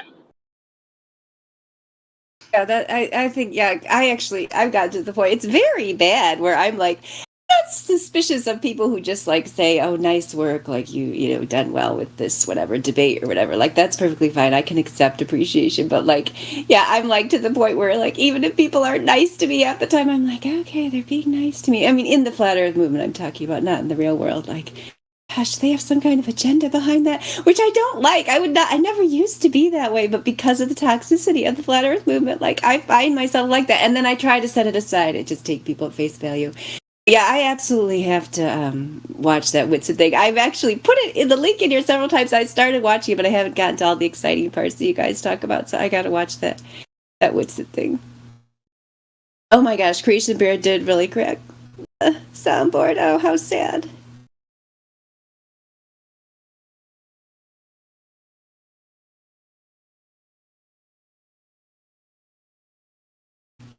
And that's how you actually do it. Gosh, I want to know now, like, because those different things are like the sounds that you play, and that's why you can find them so fast. Wow, I've never seen anything like that. That's just your favorites of what? Like, it's an app? Yeah, it's an app basically, and if you basically just build, you can add clips to the board, and yeah, I've got a nice stack here. A lot of them that don't get used, but yeah, there's a lot of good ones for sure.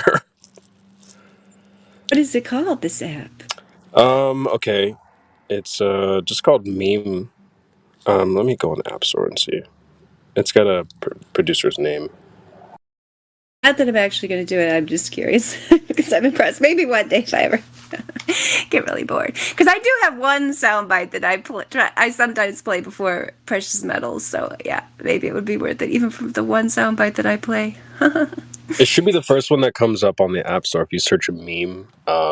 It says Meme Soundboard 2016. It's got a black and white kind of chessboard logo. Okay. But then how are you playing it, like through your, how do you play it through your mic there? Yeah, so I'm on my, up there?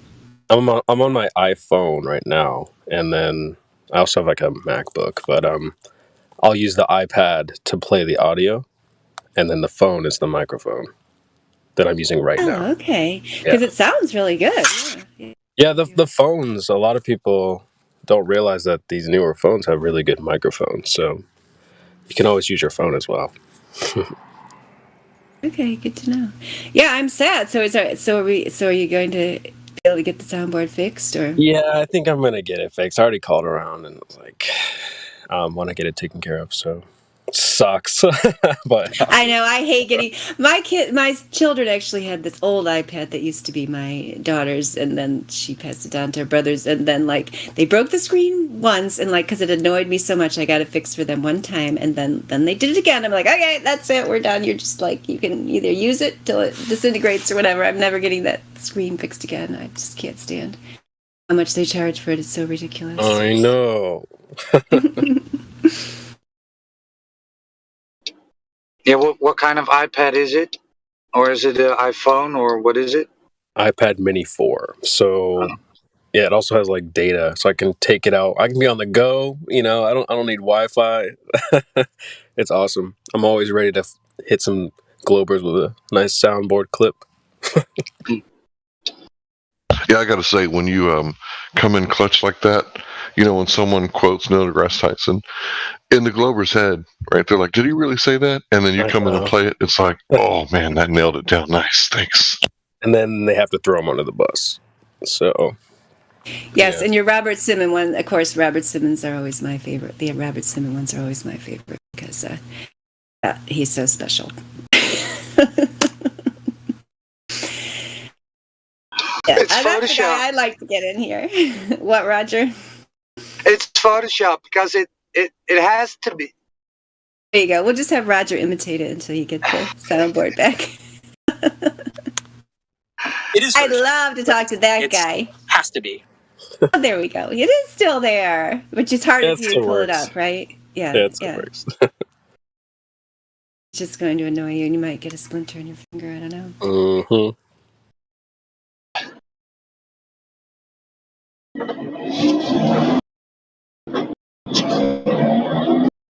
I would love to talk to that guy sometime face to face, Robert Simon, before, both of us leave the mortal coil. Yeah, I wonder why he's never stumbled in here.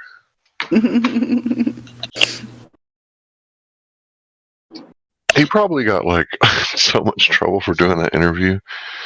Like, why did you do this interview? You're supposed to be a nobody in the Goddard basement, and you come out of your slimy hole, and you want to get famous.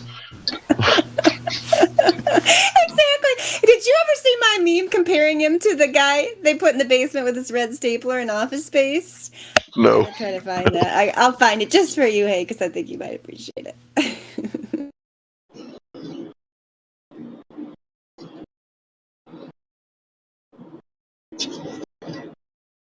I did not receive my paycheck.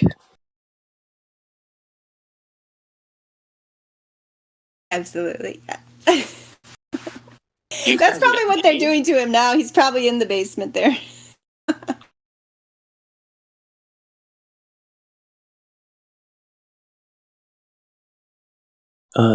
Excuse me, I did not receive my paycheck.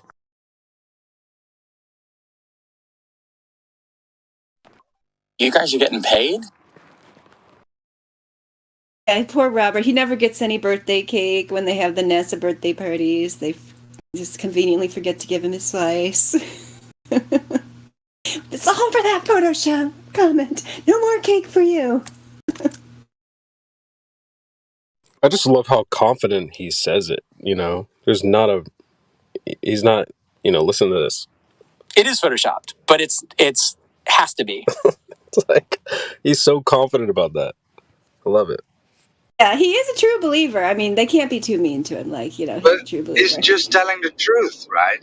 That is what it is. That was his job.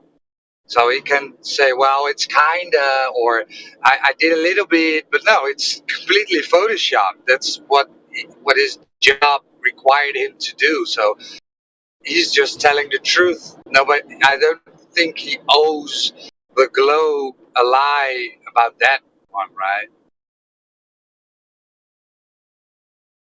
But think about how many like Globe Earthers wished he didn't do that.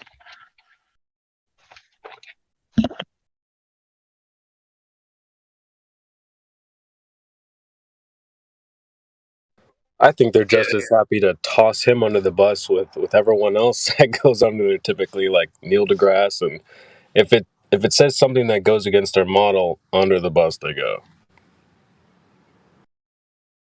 What you gonna do, boy, with all these people? Welcome. What you gonna do, boy? How are you, Roger? Hello? Hello? You're very low for me. Can you turn up your mic a bit? Oh, am I low for everybody? Yeah, a little bit. Yeah, you're low. We can't hear you. What you gonna do, boy, about your mic? This better? Get a little closer. Yeah, I can't really do much. It's the microphone and the Or laptop. just swallow your mic.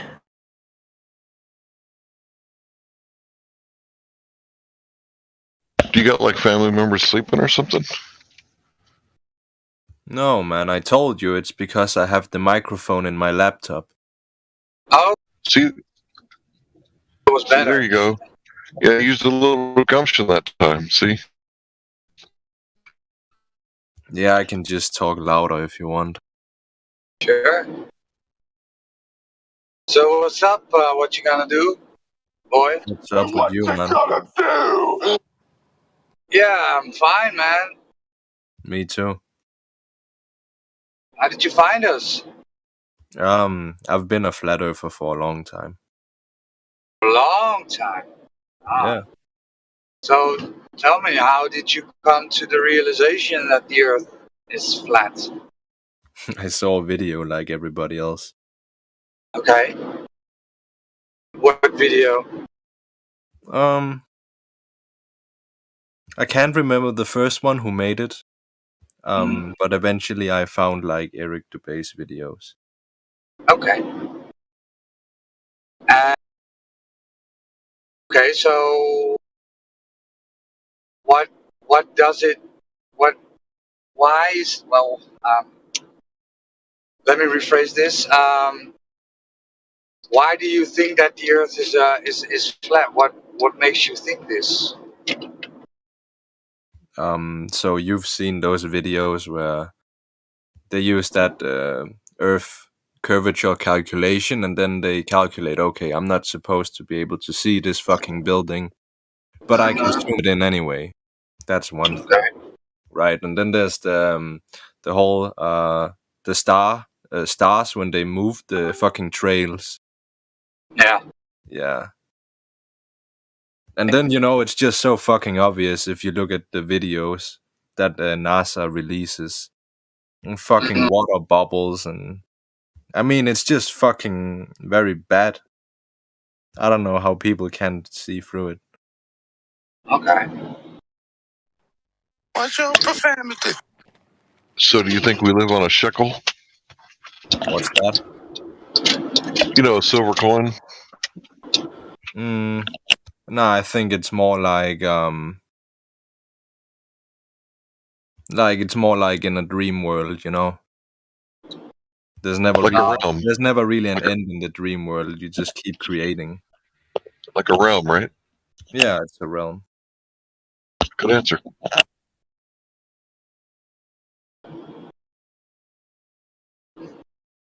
Oh, so how long have you been looking into the topic?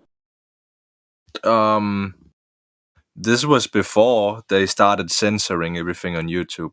Like, you could still find the videos on YouTube, but just by searching Flat Earth, plenty of good videos would come up back then. So this is probably like before 2020, I think.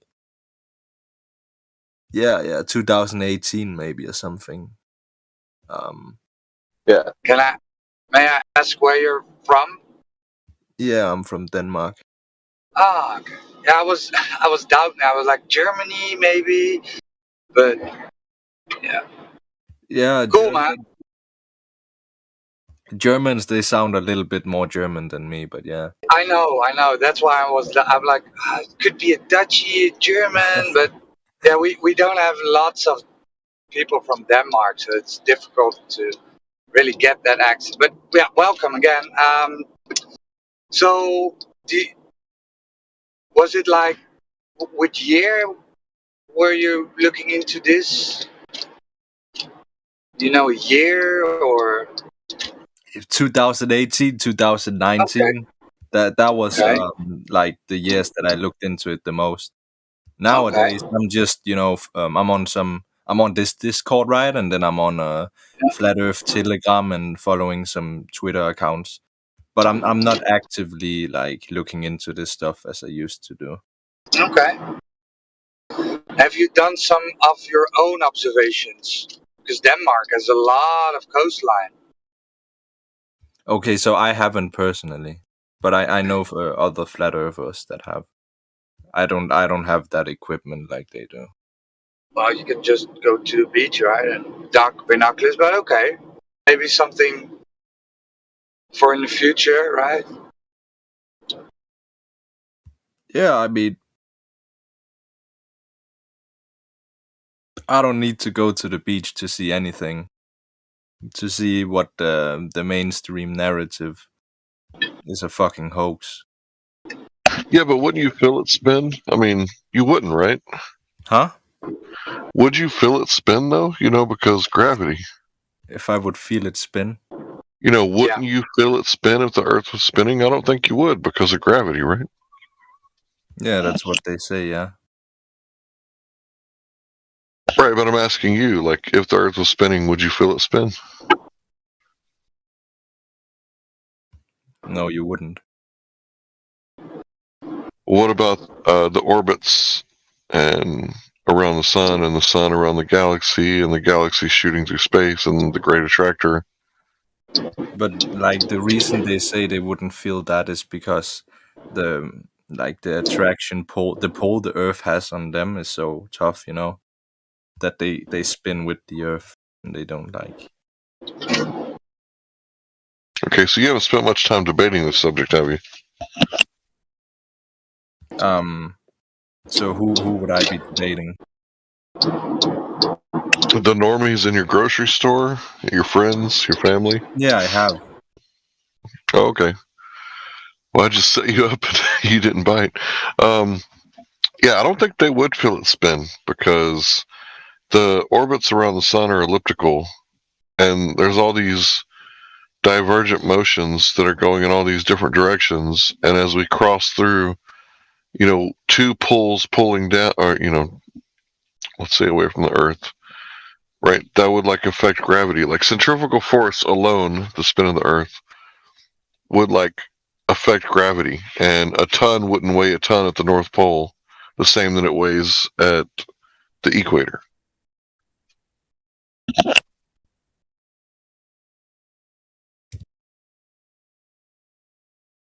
And that's just one, you know, example that everybody can understand. Yep. I mean, I don't spend much time and energy these days trying to prove to the normies what the world is like. Okay. Because more often than not, it's just a bad energy exchange. You know what it's like. The sheep, they defend the master, and that's it.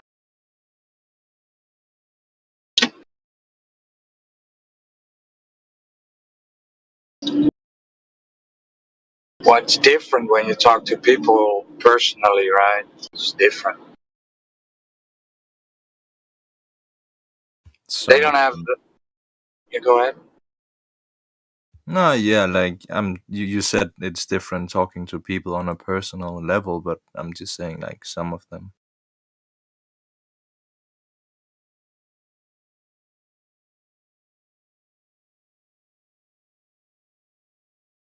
I mean, it's just fucking like if you're talking to a person that believes the government has their best interest at heart, you have no chance with that individual.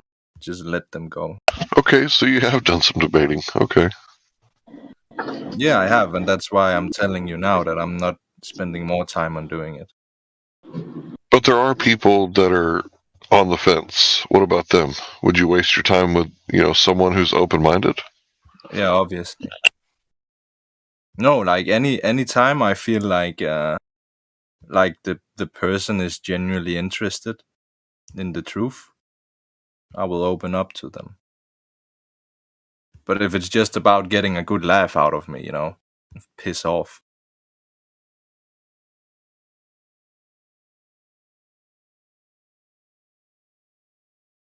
So what are your three best evidences that you would show to an open-minded person who didn't trust the government, knew that NASA and the other space agencies were lying? They were down on 9/11 and the big three, you know, the other things that were, you know, kind of like the Cuban Missile Crisis. Like they were awake on. Go ahead. My three big things are just look into the moon landing, because that was like the first fucking thing, and then look at the star trails in the sky, and then try to make sense of that with the heliocentric model, flying through fucking space while you're spinning around the sun and spinning around its own axis.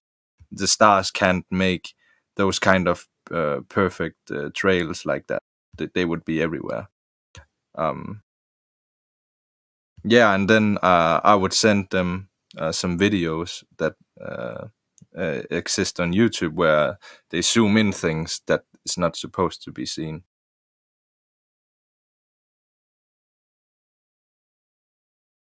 For me, the big things are liquid water and the physics and how it's level, and 70% of the Earth is level. And then actually the measurements that people around the world have been doing, the observations, right? And then number 3 is kind of common sense. You know, like if you have a bit of sense about you, like wouldn't we feel any of this? Wouldn't we be able to observe any of this? Wouldn't we be able to test any of this? All these claims that people are making, you know, like vacuum of space, we can't verify that. The axial rotation, we can't verify that. And then the curve of the Earth itself, we can't verify that. So common sense for me is my third.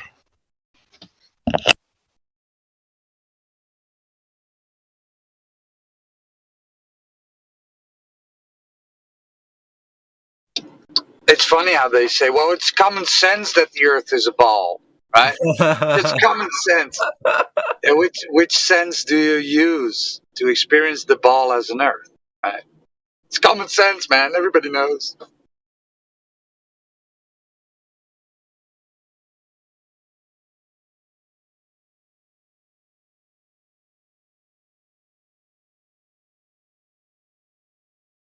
But that's what they want to do, man. They just want to turn everything inverted. Everything that's natural, they just want to invert it. And that's what they have fun with. Making you think the Chinese people are standing upside down below you. Yeah, eating rice out of the other side of their rice bowls. Mm-hmm. Exactly. And then, you know, like...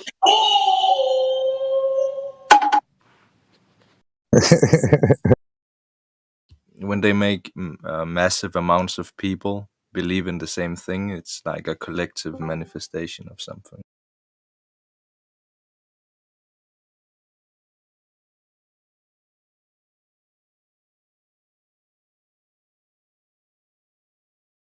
So, you know, a lot of people don't really understand the word cult, right? And a cult is like a culture, but usually when people hear the word cult, some might think occult and some might think like, you know, the guys drinking the Kool-Aid and the suicide cults. But a cult is really just a culture. And what we have here is the globe earth is a cult, and the flat earth is a cult, and then the anti-flat earthers is another cult, because anti-flat earthers are not globe earthers, right? And this anti-flat earth cult is actually the smallest cult in the world that I know of as far as cosmology goes, right? Because it's a very small group of people who throw Neil deGrasse Tyson and other people like him, Bill Nye the Science Guy, they throw them under the bus, and you know, they don't know what they're talking about. We know better. So they've kind of overthrown their high priest, right, and their superiors, and they've declared themselves as, you know, more knowledgeable, right? But they laugh at us for doing the same thing. We've said, oh yeah, you guys are full of shit, right? We're out of here. We're breakaway culture. And then they laugh at us for being a breakaway culture, but they're also a breakaway culture. Wait, who is it you say that like left their masters? The anti-flat earthers. But aren't they just appealing to scientism and atheism? Right, but whenever you use their masters as a hostile witness and you say, he said this, right? So apparently you don't understand the Coriolis effect, because there has to be 2 reference frames, because they say that the atmosphere spins with the Earth, which is 1 reference frame. But Neil deGrasse Tyson said there's 2 reference frames. So when you say that, they're like, oh, he don't know what he's talking about. He's an idiot. Well, but he was joking. That's what they said. He was just joking, man. Did a quick calculation, and I tweeted the winning field goal in that game was aided by a 1/3 of an inch deflection to the right from Earth's rotation.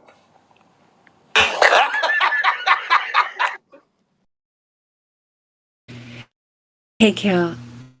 Just a complete side note here. I do not want to get off on this topic because what you guys are talking about is really interesting. But whenever somebody brings up Jim Jones as if it's a suicide cult, because the drinking the Kool-Aid thing is a very big misnomer, misconception, which I think is definitely relevant in the world today, is that the eyewitness reports, of the actual history behind that, the 3 people who actually escaped, one of which who ran into the jungle when it all began and the loudspeakers started telling them to come and drink the Kool-Aid.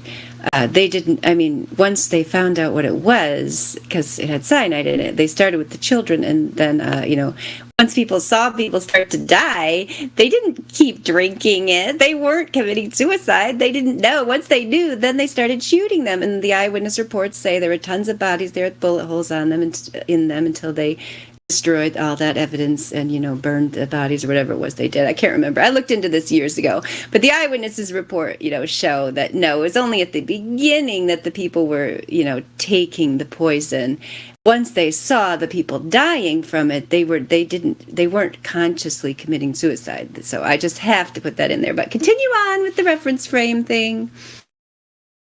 Hey, you have to forgive me. I was unaware of all that. I never did anything more than preliminary research. Yeah, well, I looked for it, like a year ago or so, because people keep bringing up the drink the Kool-Aid. Like after I researched it, I can't let that pass because I should find it again. Because you know how you find stuff like that and then you can't ever find it again. It's one guy. I'll look for it again. I'll just take a research on a different kind of search engine. Probably one of the guys who ran into the jungle. But it's not just him. It's confirmed by more than one person, especially the bullet holes and so on. That's what. Okay. Makes sense to me because no matter, what kind of stuff you're believing in, like if they start handing out like suicide, like most people have that self-preservation like hardwired into their, body and they can't, Yeah, and and since there's a lot of evidence that Jim Jones was tied to the CIA, was likely just a patsy to begin with. I'm sure the whole thing was a psychological experiment, which was much more convenient for them to carry out down there, away from the United States, where there wouldn't be so many eyewitnesses, where they could easily get rid of all the evidence before anybody came in there to actually investigate what really happened, so they could start their cover story right away to say, oh, look at this, they drank the Kool-Aid, it's easy to get people to kill themselves. No, I don't think so. I think not. But, if they get these predictive programming into people's minds, and then it's a common trope now in society, as if that was going to happen, which also keeps people, as you say, from going off the reservation of the actual cult, into any, actually examining evidence and so on, because of this supposed ability for them to get people to kill themselves, which isn't even what happened.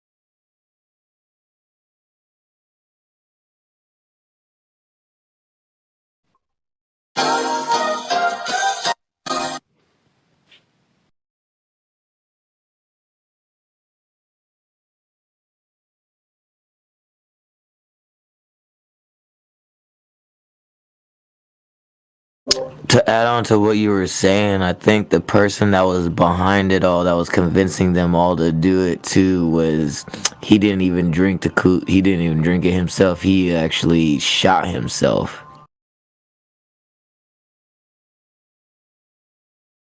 Yeah, that's what I'm saying. A lot of them were shot. Yeah, and yeah. And then they say he did. Whether he did it himself or somebody else did. Yeah, I don't know.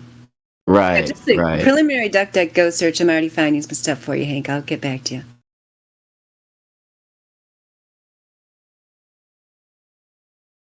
Yeah, but I was talking about the 2 breakaway cultures. Yeah, I think there's more, right? There's also the Cell Earth people, right? The Hollow Earth people. But I think there's a lot more of those than, from my experience, than the anti-flirters, right? And these people are like the most zealous, in my opinion, because they'll just, make up any story, any ad hoc explanation, ad hoc theories to patch holes in it. And it's like, when you take a look at the actual model, there's so many like duct tapes and like paper clips and like stitches and band-aids. It's like you got like this like it's almost like a Frankenstein's monster, you know.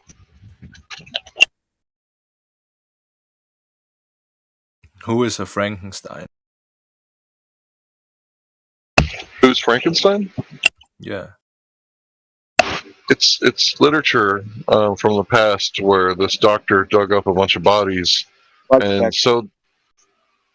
Sorry? I'm just checking my mic, man. I've been trying to fight with this thing for like an hour to get it to work for some reason. Yeah, it's working. It's working.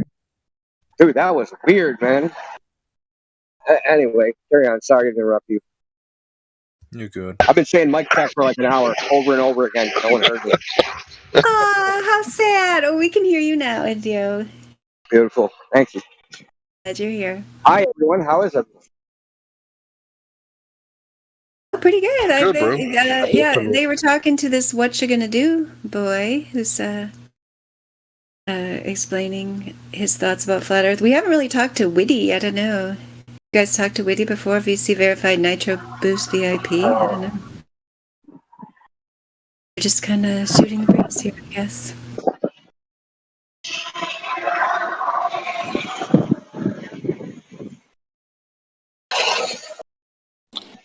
What's going on, guys?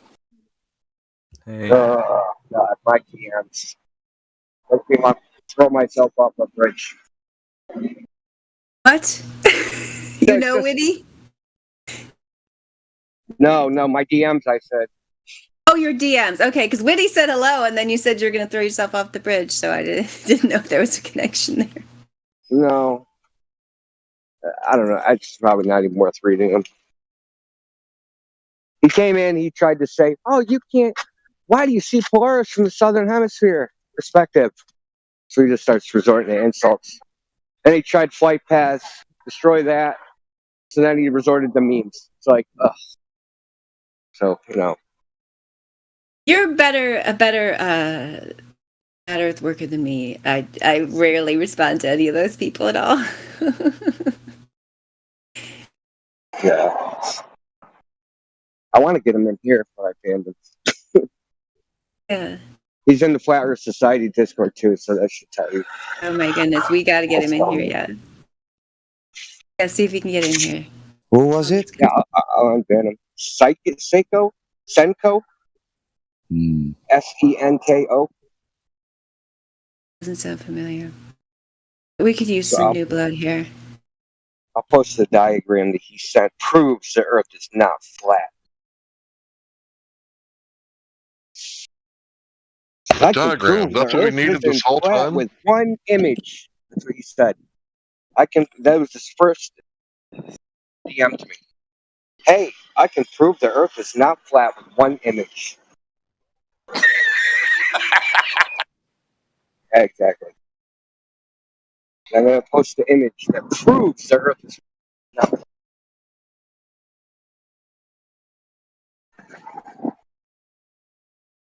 But I told him, before he even sent the image, I said, images don't prove things. He says, are you sure about that? Yeah, I'm pretty sure.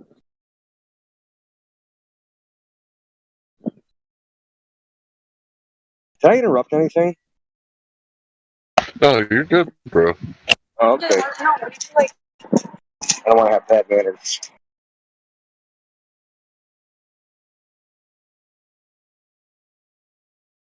How dare you, Indio, interrupted the most important conversation of all time. Yeah, man, we were talking about fucking Frankenstein. No, we were talking about the Earth being flat and Frankenstein. Oh, were we talking about Frankenstein? Gosh, I must have tuned out. I like talking about Frankenstein. We're talking about the Frankenstein model. Yeah, I was about to say, that's the globe model. What are you talking about? It's the globe model. So do y'all see the images that prove the Earth is not flat? The image? The curvature? The live stream? Shut down the server. I posted it in the right place. The diagram?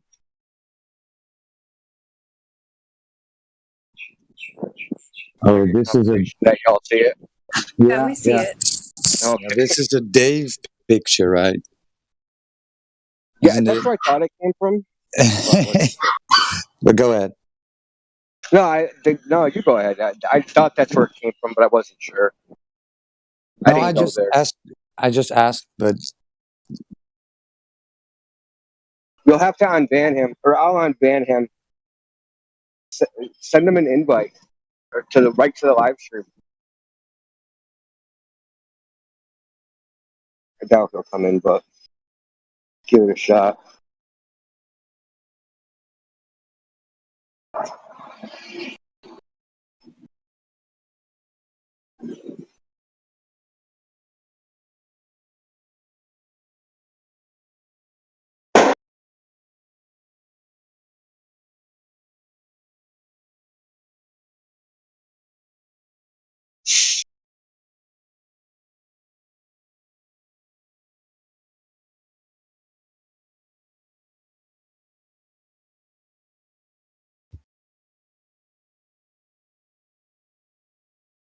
So with that image, do they not understand how perspective works?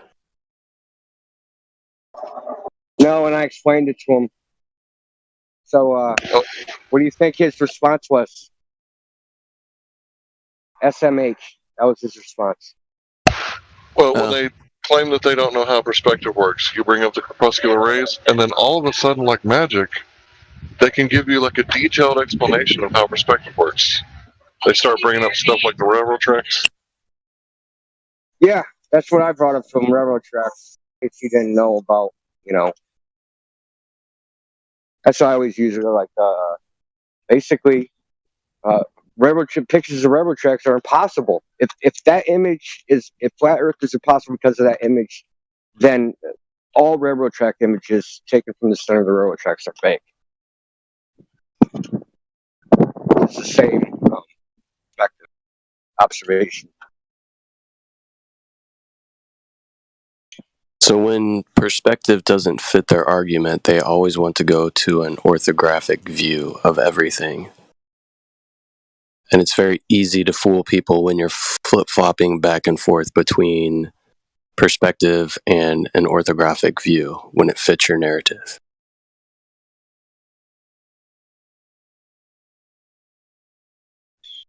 Yeah, that's what they do. We see X, Y, Z, and then they'll show an orthographic image, right? Well, that's not how we see. What are you talking about? Like, why are you posting that?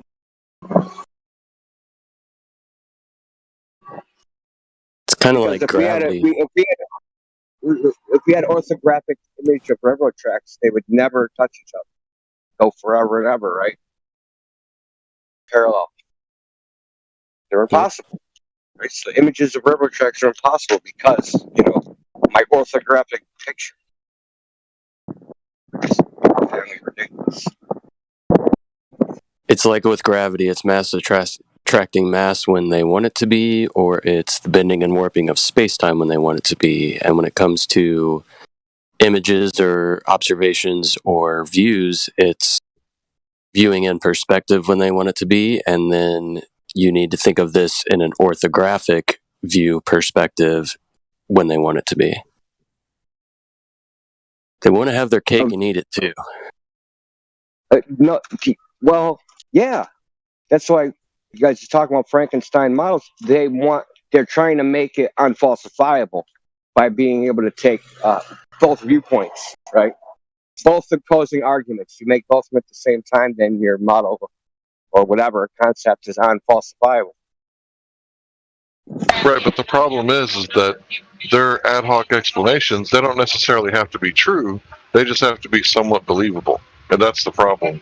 We don't need explanations of our reality of something that might be somewhat plausible, right? We need explanations of our reality that are repeatable, observable, testifiable, but most importantly, falsifiable. Yeah. Agreed. Yeah, and something like the image that you posted is the reason why a bunch of people come in here basically saying that on a flat Earth, the sunset wouldn't work, blah, blah, blah, blah, blah. All of those arguments because of providing people with orthographic images and trying to say as if it's reality. Yeah, viewpoint neither they nor anyone else has ever seen.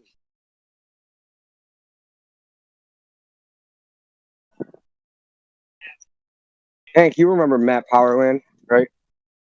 Yeah, sure. I do. That was one of the first things I ever seen was a stand-up comedy routine. That was good, dude. That was one of the most compelling arguments of, you've never seen the Earth from here, right? You've never seen the Earth from this viewpoint. And he showed the, 1972 Blue Marble.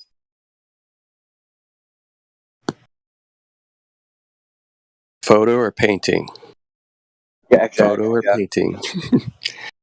He is a really good artist, and I do wonder sometimes whether he actually did some photorealistic paintings for NASA. I know he kind of claimed that he did at one point, but I also wonder if he was also chosen to run some interference too. But either way. Well, him and Jeff got into it, and that was like my first experience with the FE drama. So I didn't really, experience it before that. And I think after a while, he kind of got a little weird, and it was hard to follow him. But yeah, his stand-up comedy in the early days, it was really, really good. Yeah, he got beyond weird, just basically playing horrible guitar riffs for hours. Yeah, I remember that. But I also look at that as he immediately started coming out saying, "Oh, it's getting chilly in here," and had these issues with DeBay and everybody else. It's almost like even though the truth was revealed through a lot of those people, they were almost set there to institute some drama and turn it into some sort of soap opera. As you guys know, sorry, go ahead. No, I was going to say at least that's what it appeared to be or turned into very quickly around 2015. Could just be normal human, ego too. DeBay is an egomaniac. Matt Powerland's an egomaniac. They're both trying to take credit for rediscovering flat Earth.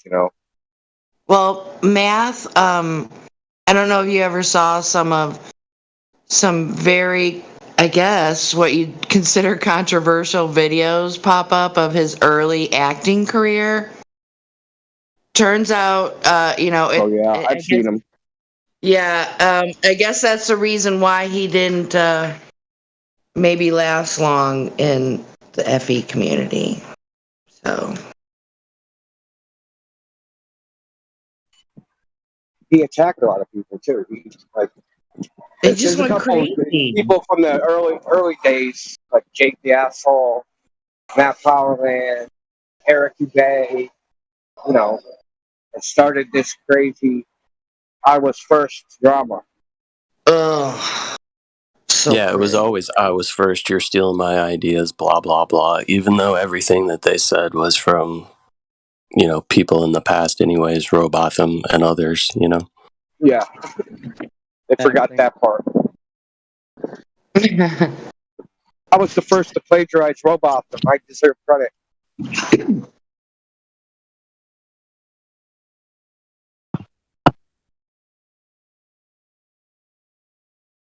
Daniel, are you still on here? Yes, I'm on here. What were you going to say? Okay, so did you see an admin mods about the citations?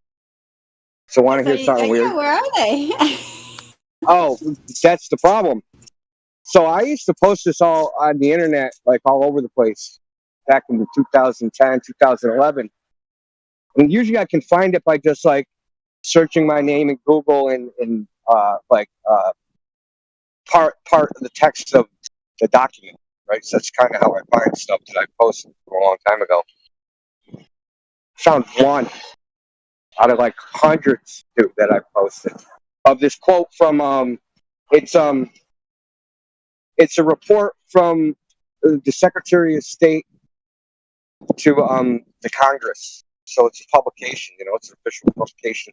It's on archive.org. but that text, the text of it, I posted. So usually I can search a portion of that text and find it. Can't find it anywhere. One single one. It's like it's been scrubbed from the internet. Oh my gosh! Wow. And then I go look. Listen, it gets worse because I went and looked in my bookmarks, and I couldn't find it in there either. And I know it was in my bookmarks because I used to go into it all the time. The document. That's the thing that you read to us yesterday? That thing that you read to us? Or something different? No, a different one. A different one that's about it's called citizenship and expatriation abroad. So it's about like what makes you a citizen. Da da da da da.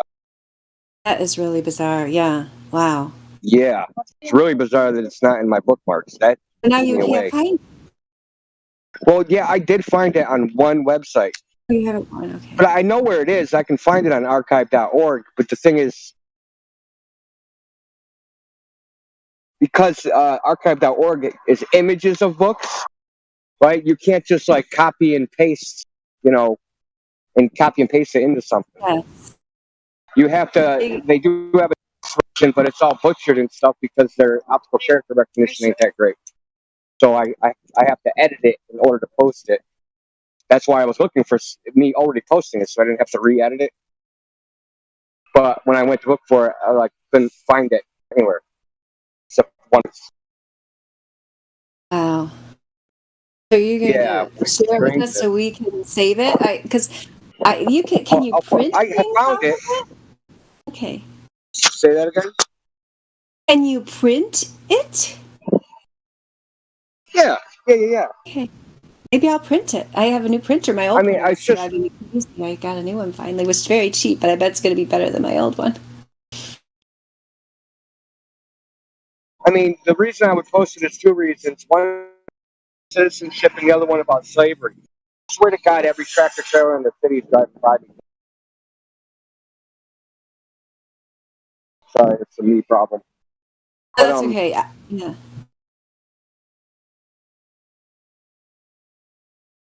There's another one. If you're pausing, I got to tell Hank Hill something real quick. Go ahead. Yeah. Give me a second. I'm gonna go find it, and then I'll be right back. Okay, cool. Because Hank Hill, I already corrected this in the voice text, but in case there's anybody listening, I have to correct because I don't like it when I give out information that's not entirely accurate. Because I said the eyewitnesses saw that they had bullet wounds at Jonestown, but there were some, that died of bullet wounds. But what they found is the majority, what the doctor eyewitness report was. And this wasn't the guy that fled into the jungle that said this. This was a doctor who examined the bodies before they were taken away, said he found needle marks. And that's what I put there, the quote. Instead, Dr. Mutu found fresh needle marks at the back of the left shoulder blades of 80 to 90% of the victims. So if you want to use don't drink the Kool-Aid as a, trope these days, there's some evidence here from eyewitness reports that you might want to say don't inject the Kool-Aid, because very few people drank it voluntarily, so they did not. There's a lot of evidence to indicate that they did not commit suicide at Jonestown, so I just wanted to correct the record on that in the honor of those victims who died in whatever tragic way that they did die. So it was a mass sacrifice for the most part, except for the few people who were tricked into doing it in the beginning, the children, and then the people that refused to take it, they just poisoned their heart. You said left shoulder blade? That would be like to get to the heart. Yep. But yeah, I don't know, were you here, Hank Hill, when India was talking about the Pledge of Allegiance yesterday, and he read this thing about what allegiance is, and...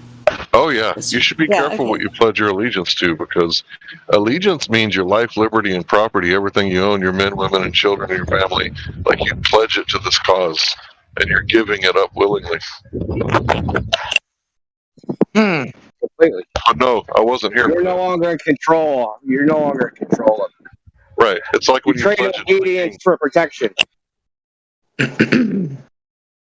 Except for they don't provide the protection. Yeah. Except for they don't provide the protection.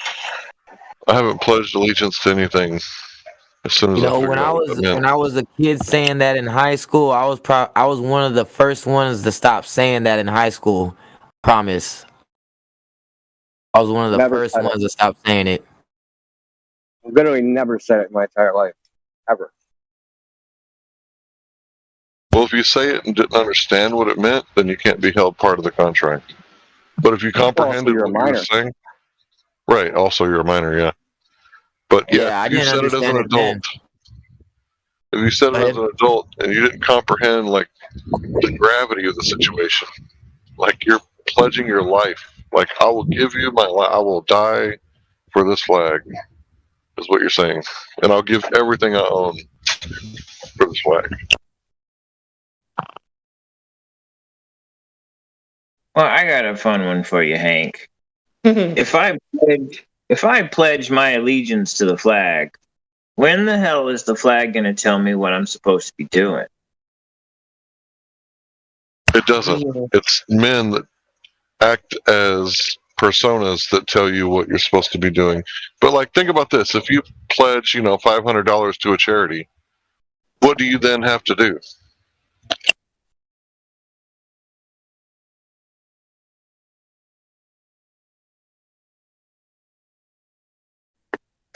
Well, that sense, it's normally like a repetitive thing. I mean, they've redefined pledge a couple ways.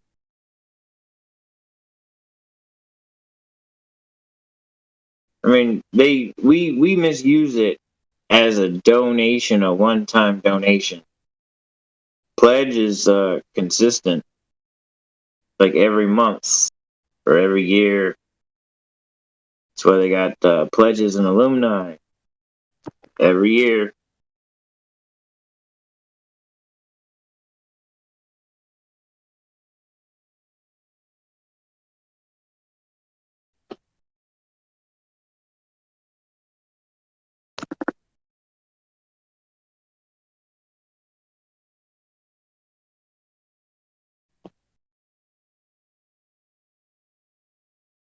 Do kids still recite the Pledge of Allegiance in school? Like little kids, like elementary school? Nope. Depends where you're at. Well, okay. I didn't know that. I thought it was a thing or it wasn't. Okay. Well, some counties, cities, states don't. Some do. It's down to either the board or the district or the regional director. Sorry. Yeah, go ahead. Yeah, it's different in different places. I remember in the first grade in the mid to late 80s, we all said a Christian prayer before going to lunch, which was completely outlawed at the time, I'm sure. Wow. But we did it nonetheless. It would have been better if you actually did that over your food, but okay. Well, we couldn't do it in front of the whole school or she would have got caught. Oh. Oh, I thought you meant it was a school thing. Sorry, I really... No, we were at school, in class, lined up to go to lunch, and we all said a Christian prayer. Okay, it was just that before teacher lunch. that did that. Yeah. So it's kind of like where certain things, we're not doing, in other places they are doing it. So that's why I tell people, like, I grew up in the Bible Belt, buckle. Like, I'm in the buckle. Bro, the last 4 years of school, all of that shifted. We had see you at the flagpole every day. We would do it. Yeah, but that was the students realizing that they couldn't organize it from the teacher, but the students could organize it on their own. Right. Then they outlawed young people developing who they were and asserting right. Like, it's just so weird. Because we used to do it, and they're like, well, y'all aren't supposed to do that. Well, one, it's public property. Two, I'm not on your time, so leave me alone. I remember the flagpole thing was really important for me because, like, I then had people that, like, were my friends that I didn't know who were Christian, right? Because I was in a very low socioeconomic class, right? I was probably near the bottom somewhere. And then, like, all these, perceived hoity-toity / preppy kids were at the pole, and it was like, that was kind of like a connection, because in Christianity, there's no class. So that allowed me to make friends outside of my class.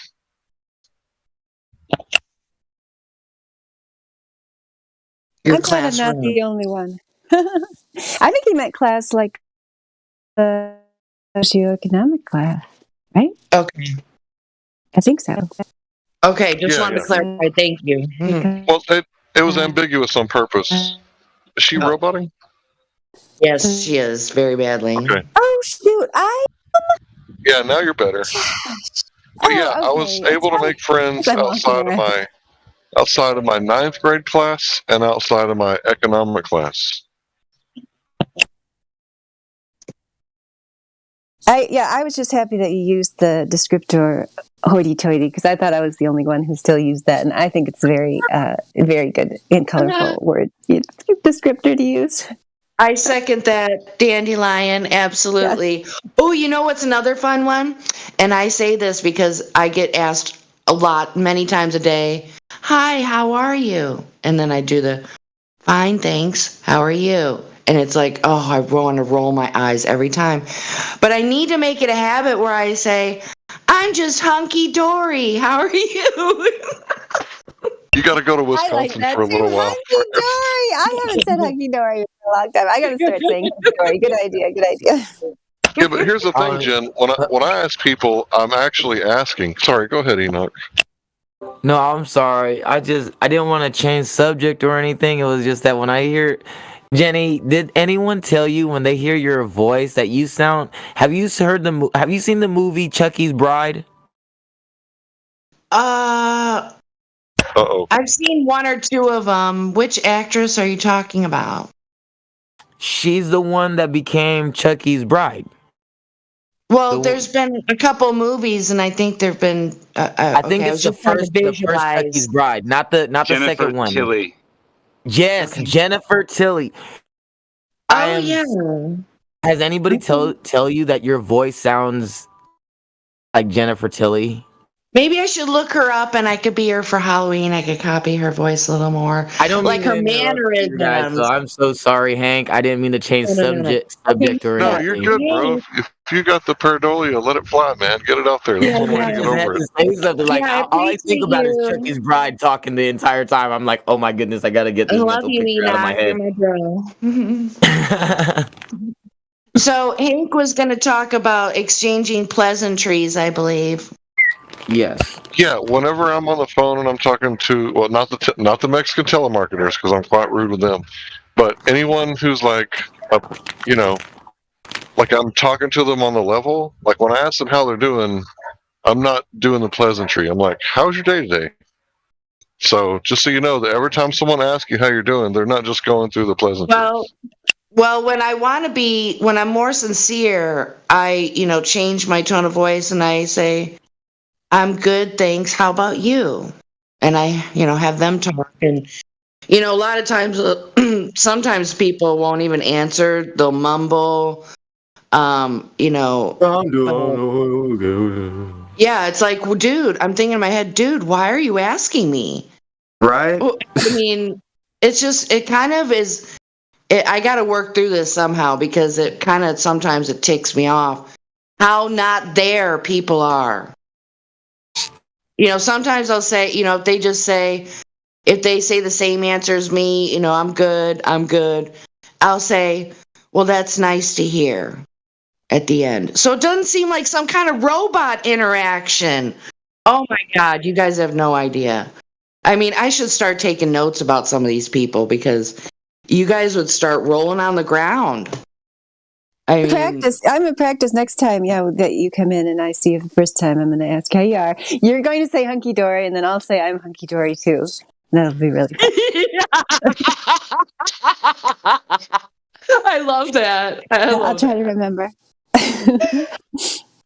Or you ask me first. If I remember to say hunky dory, it'll be even better. Okay, I got a great question for you guys. You guys are all so smart in here and everything. How do you refer to a gentleman you don't know in public other than sir? I've looked, I've thought, I've asked. I'm not going to remember people's names. Governor. I'm just not. What? Mister. Governor. You said governor. Excuse me, mister. That would really throw people off over here. Excuse me, Governor, ma'am. I'm pretty sure Mr. has some ramifications, just like Sir. Yeah, sure it's Mr. negative sounds I'd have to too much look like it a up. little girl or something. That kind of creeped me out because I think I thought of that one actually, you guys. No, well, I just was thinking of Dumb and Dumber when he how he talks to people. He's like, "Excuse me, mister. I don't like the way that you're talking to me." I think Mr. stems from wedding, which is the same as copulation. But to wet. sir is the only word. Okay. So I saw this meme with some dude, a picture of a dude at a fountain station. Instead of a cup, he had a KFC bucket, and the caption was "Sir," and then it was all caps, "Sir." It's like people actually do this shit. It's like, I don't know. But yeah, there's no other word other than sir, and I try to explain this to customers. I have no choice. You tell me what I can say that's publicly acceptable to say. I have to I add like something. daddy, but I could be. You like what? I like daddy. I prefer daddy. Yeah, no, that's not. See, I'm at work, so yeah. I know. I'm kidding. I just had to throw it in there. Yeah, that makes it more difficult to choose a word. Happy Chopper. Hey, you happy. Maybe it was deliberate when they decided to do it. They just only made it Mr. because they just wanted it to be difficult.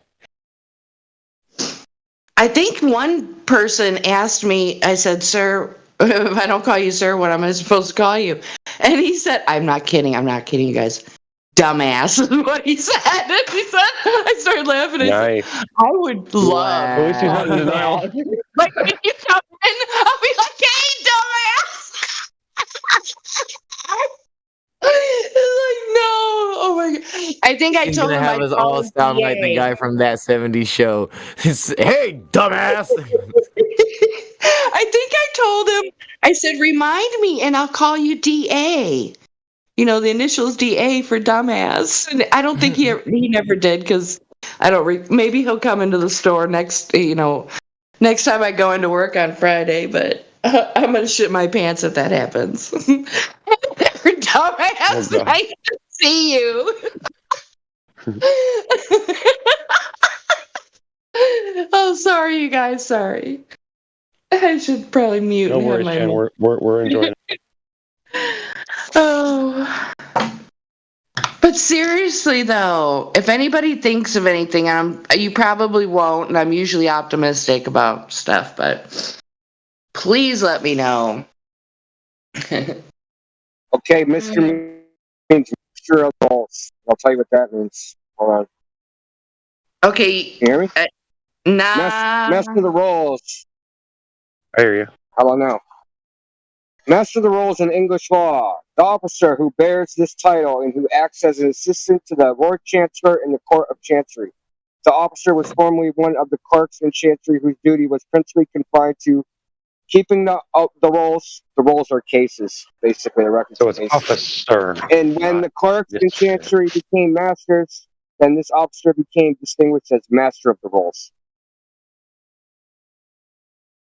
Okay, but that title can't be used alone, correct? Don't you have to say, like, Master Indio, Master Hank?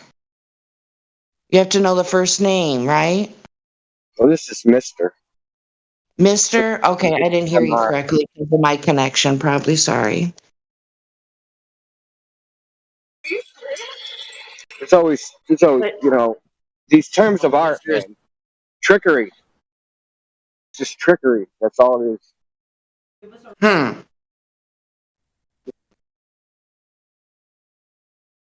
Yeah, I should ask her. Hey, if a customer ever brings up, don't call me sir. I'm gonna ask my store manager if I can have permission to say as a funny response. She'll probably say no, but she'll probably laugh anyway.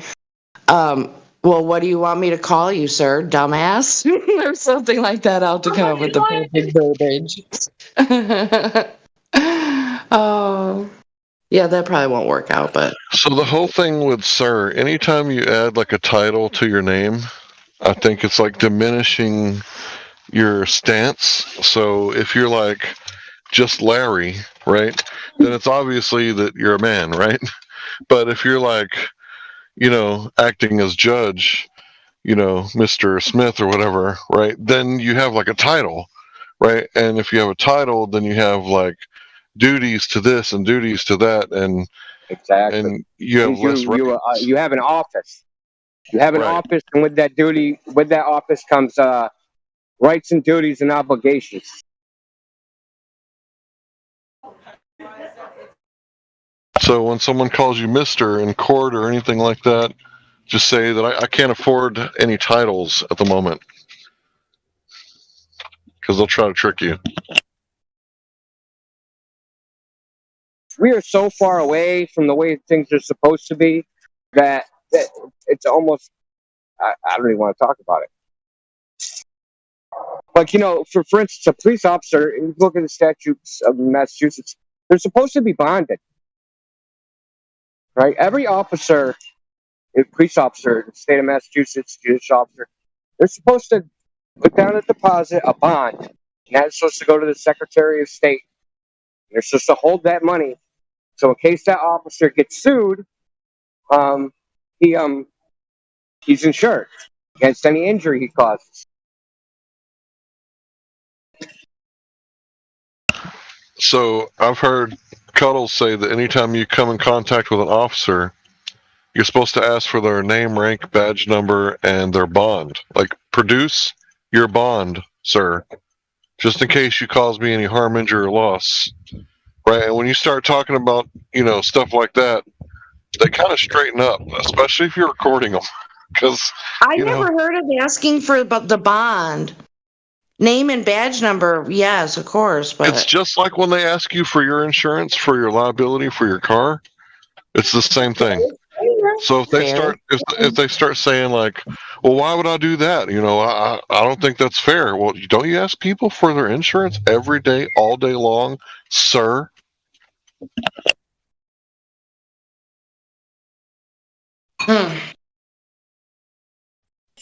Here's a esoteric thing that most people probably don't know. Well, I know we know about. There's something called breach of covenant. So typically, you're breaking up. Start over. Yeah, breach of covenant. So if an officer breaches their bond, you as a third party, just as a member of the public, can sue them. Yeah, it's the Seventh Not for your own Amendment. personal gain, but for whatever. You know what I mean? Because they breached. Because a bond is a covenant. It's not a contract. There's levels of contracts.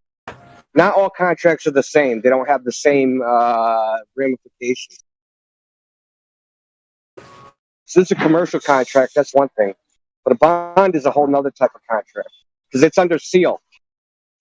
Like when people used to seal documents. I mean, dude, like I don't know how to say this, and there's levels of this stuff. So, like, if you sign something, right? If I promise to do something and it's just a signature, the ramifications are one thing. If I use a seal, the ramifications are another thing. I still have this, even though the document could have the same words and verbiage in it. The way I endorse that has different legal ramifications. Signature versus seal.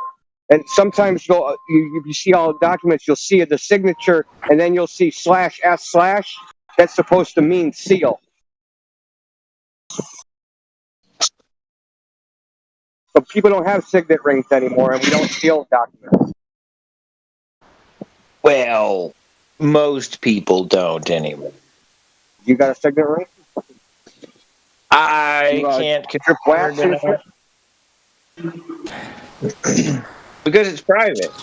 People that have them can't really just run around and it's private. It's nobody's business. You could also use your thumb, right? Because only man can sign with his thumb. Yeah, you can do that. Too. That's considered a seal as well. Yeah. Yes. It doesn't have to be a family emblem or anything like that. No, it turns your thumbprint over your signature. So, and you also notice this in court documents that typically they're not under seal, which means they're courts of no record, which is Nishi priests, which are garbage courts. Yeah, kangaroo basically they're like binding arbitration is their equivalent to. So I'll tell you how to get around that. The first thing you do when you go into court and say, "Is this on record? Is this being recorded?" If they say no, right, then you're not in an official court. It's not a court of record. So if they don't provide one to record, you have to pay them. But here's the deal. These guys don't want to go work for private individuals because private individuals, quote unquote, allegedly don't want to pay them. Right? So you have to make sure that when you go to court, it's on record. Like, you want it to be recorded, because if they're not recording it, then what is it? It's what you do to a bully in the alley, right? You pin him up against the wall and nobody's looking, and you say, "Look, mother, don't I ever." didn't know you had to ask that. Holy shit! You have to ask. So this is funny. Hold on, dude. I was trying to say this. This goes back to Mister, the whole Mister thing. Keeper of the rolls. So rolls are court cases that are under seal. Court cases that are not under seal, courts of no record, are not considered rolls. Okay, so they don't have to be a So now we have. what you're saying? Let me explain it like this. So if you look at old cases of English common law, right, you'll see that the citation will be something like Henry IV, roll 32, something, right? But now we just call them like legal citations, right? There's difference. There's no difference, but we just call it a different name in America. Oh, But sure, these why are- not? It happens all the time. And it only becomes a court of record when it goes through the appellate process or as a superior court. Superior courts, a local district court is not a court of record. Courts of record are your local superior court, which would be the county, right? Or appeals court. Okay. You can look on Dun and Bradstreet, right? Dun and Bradstreet lists businesses. So go search company and search for your local district court.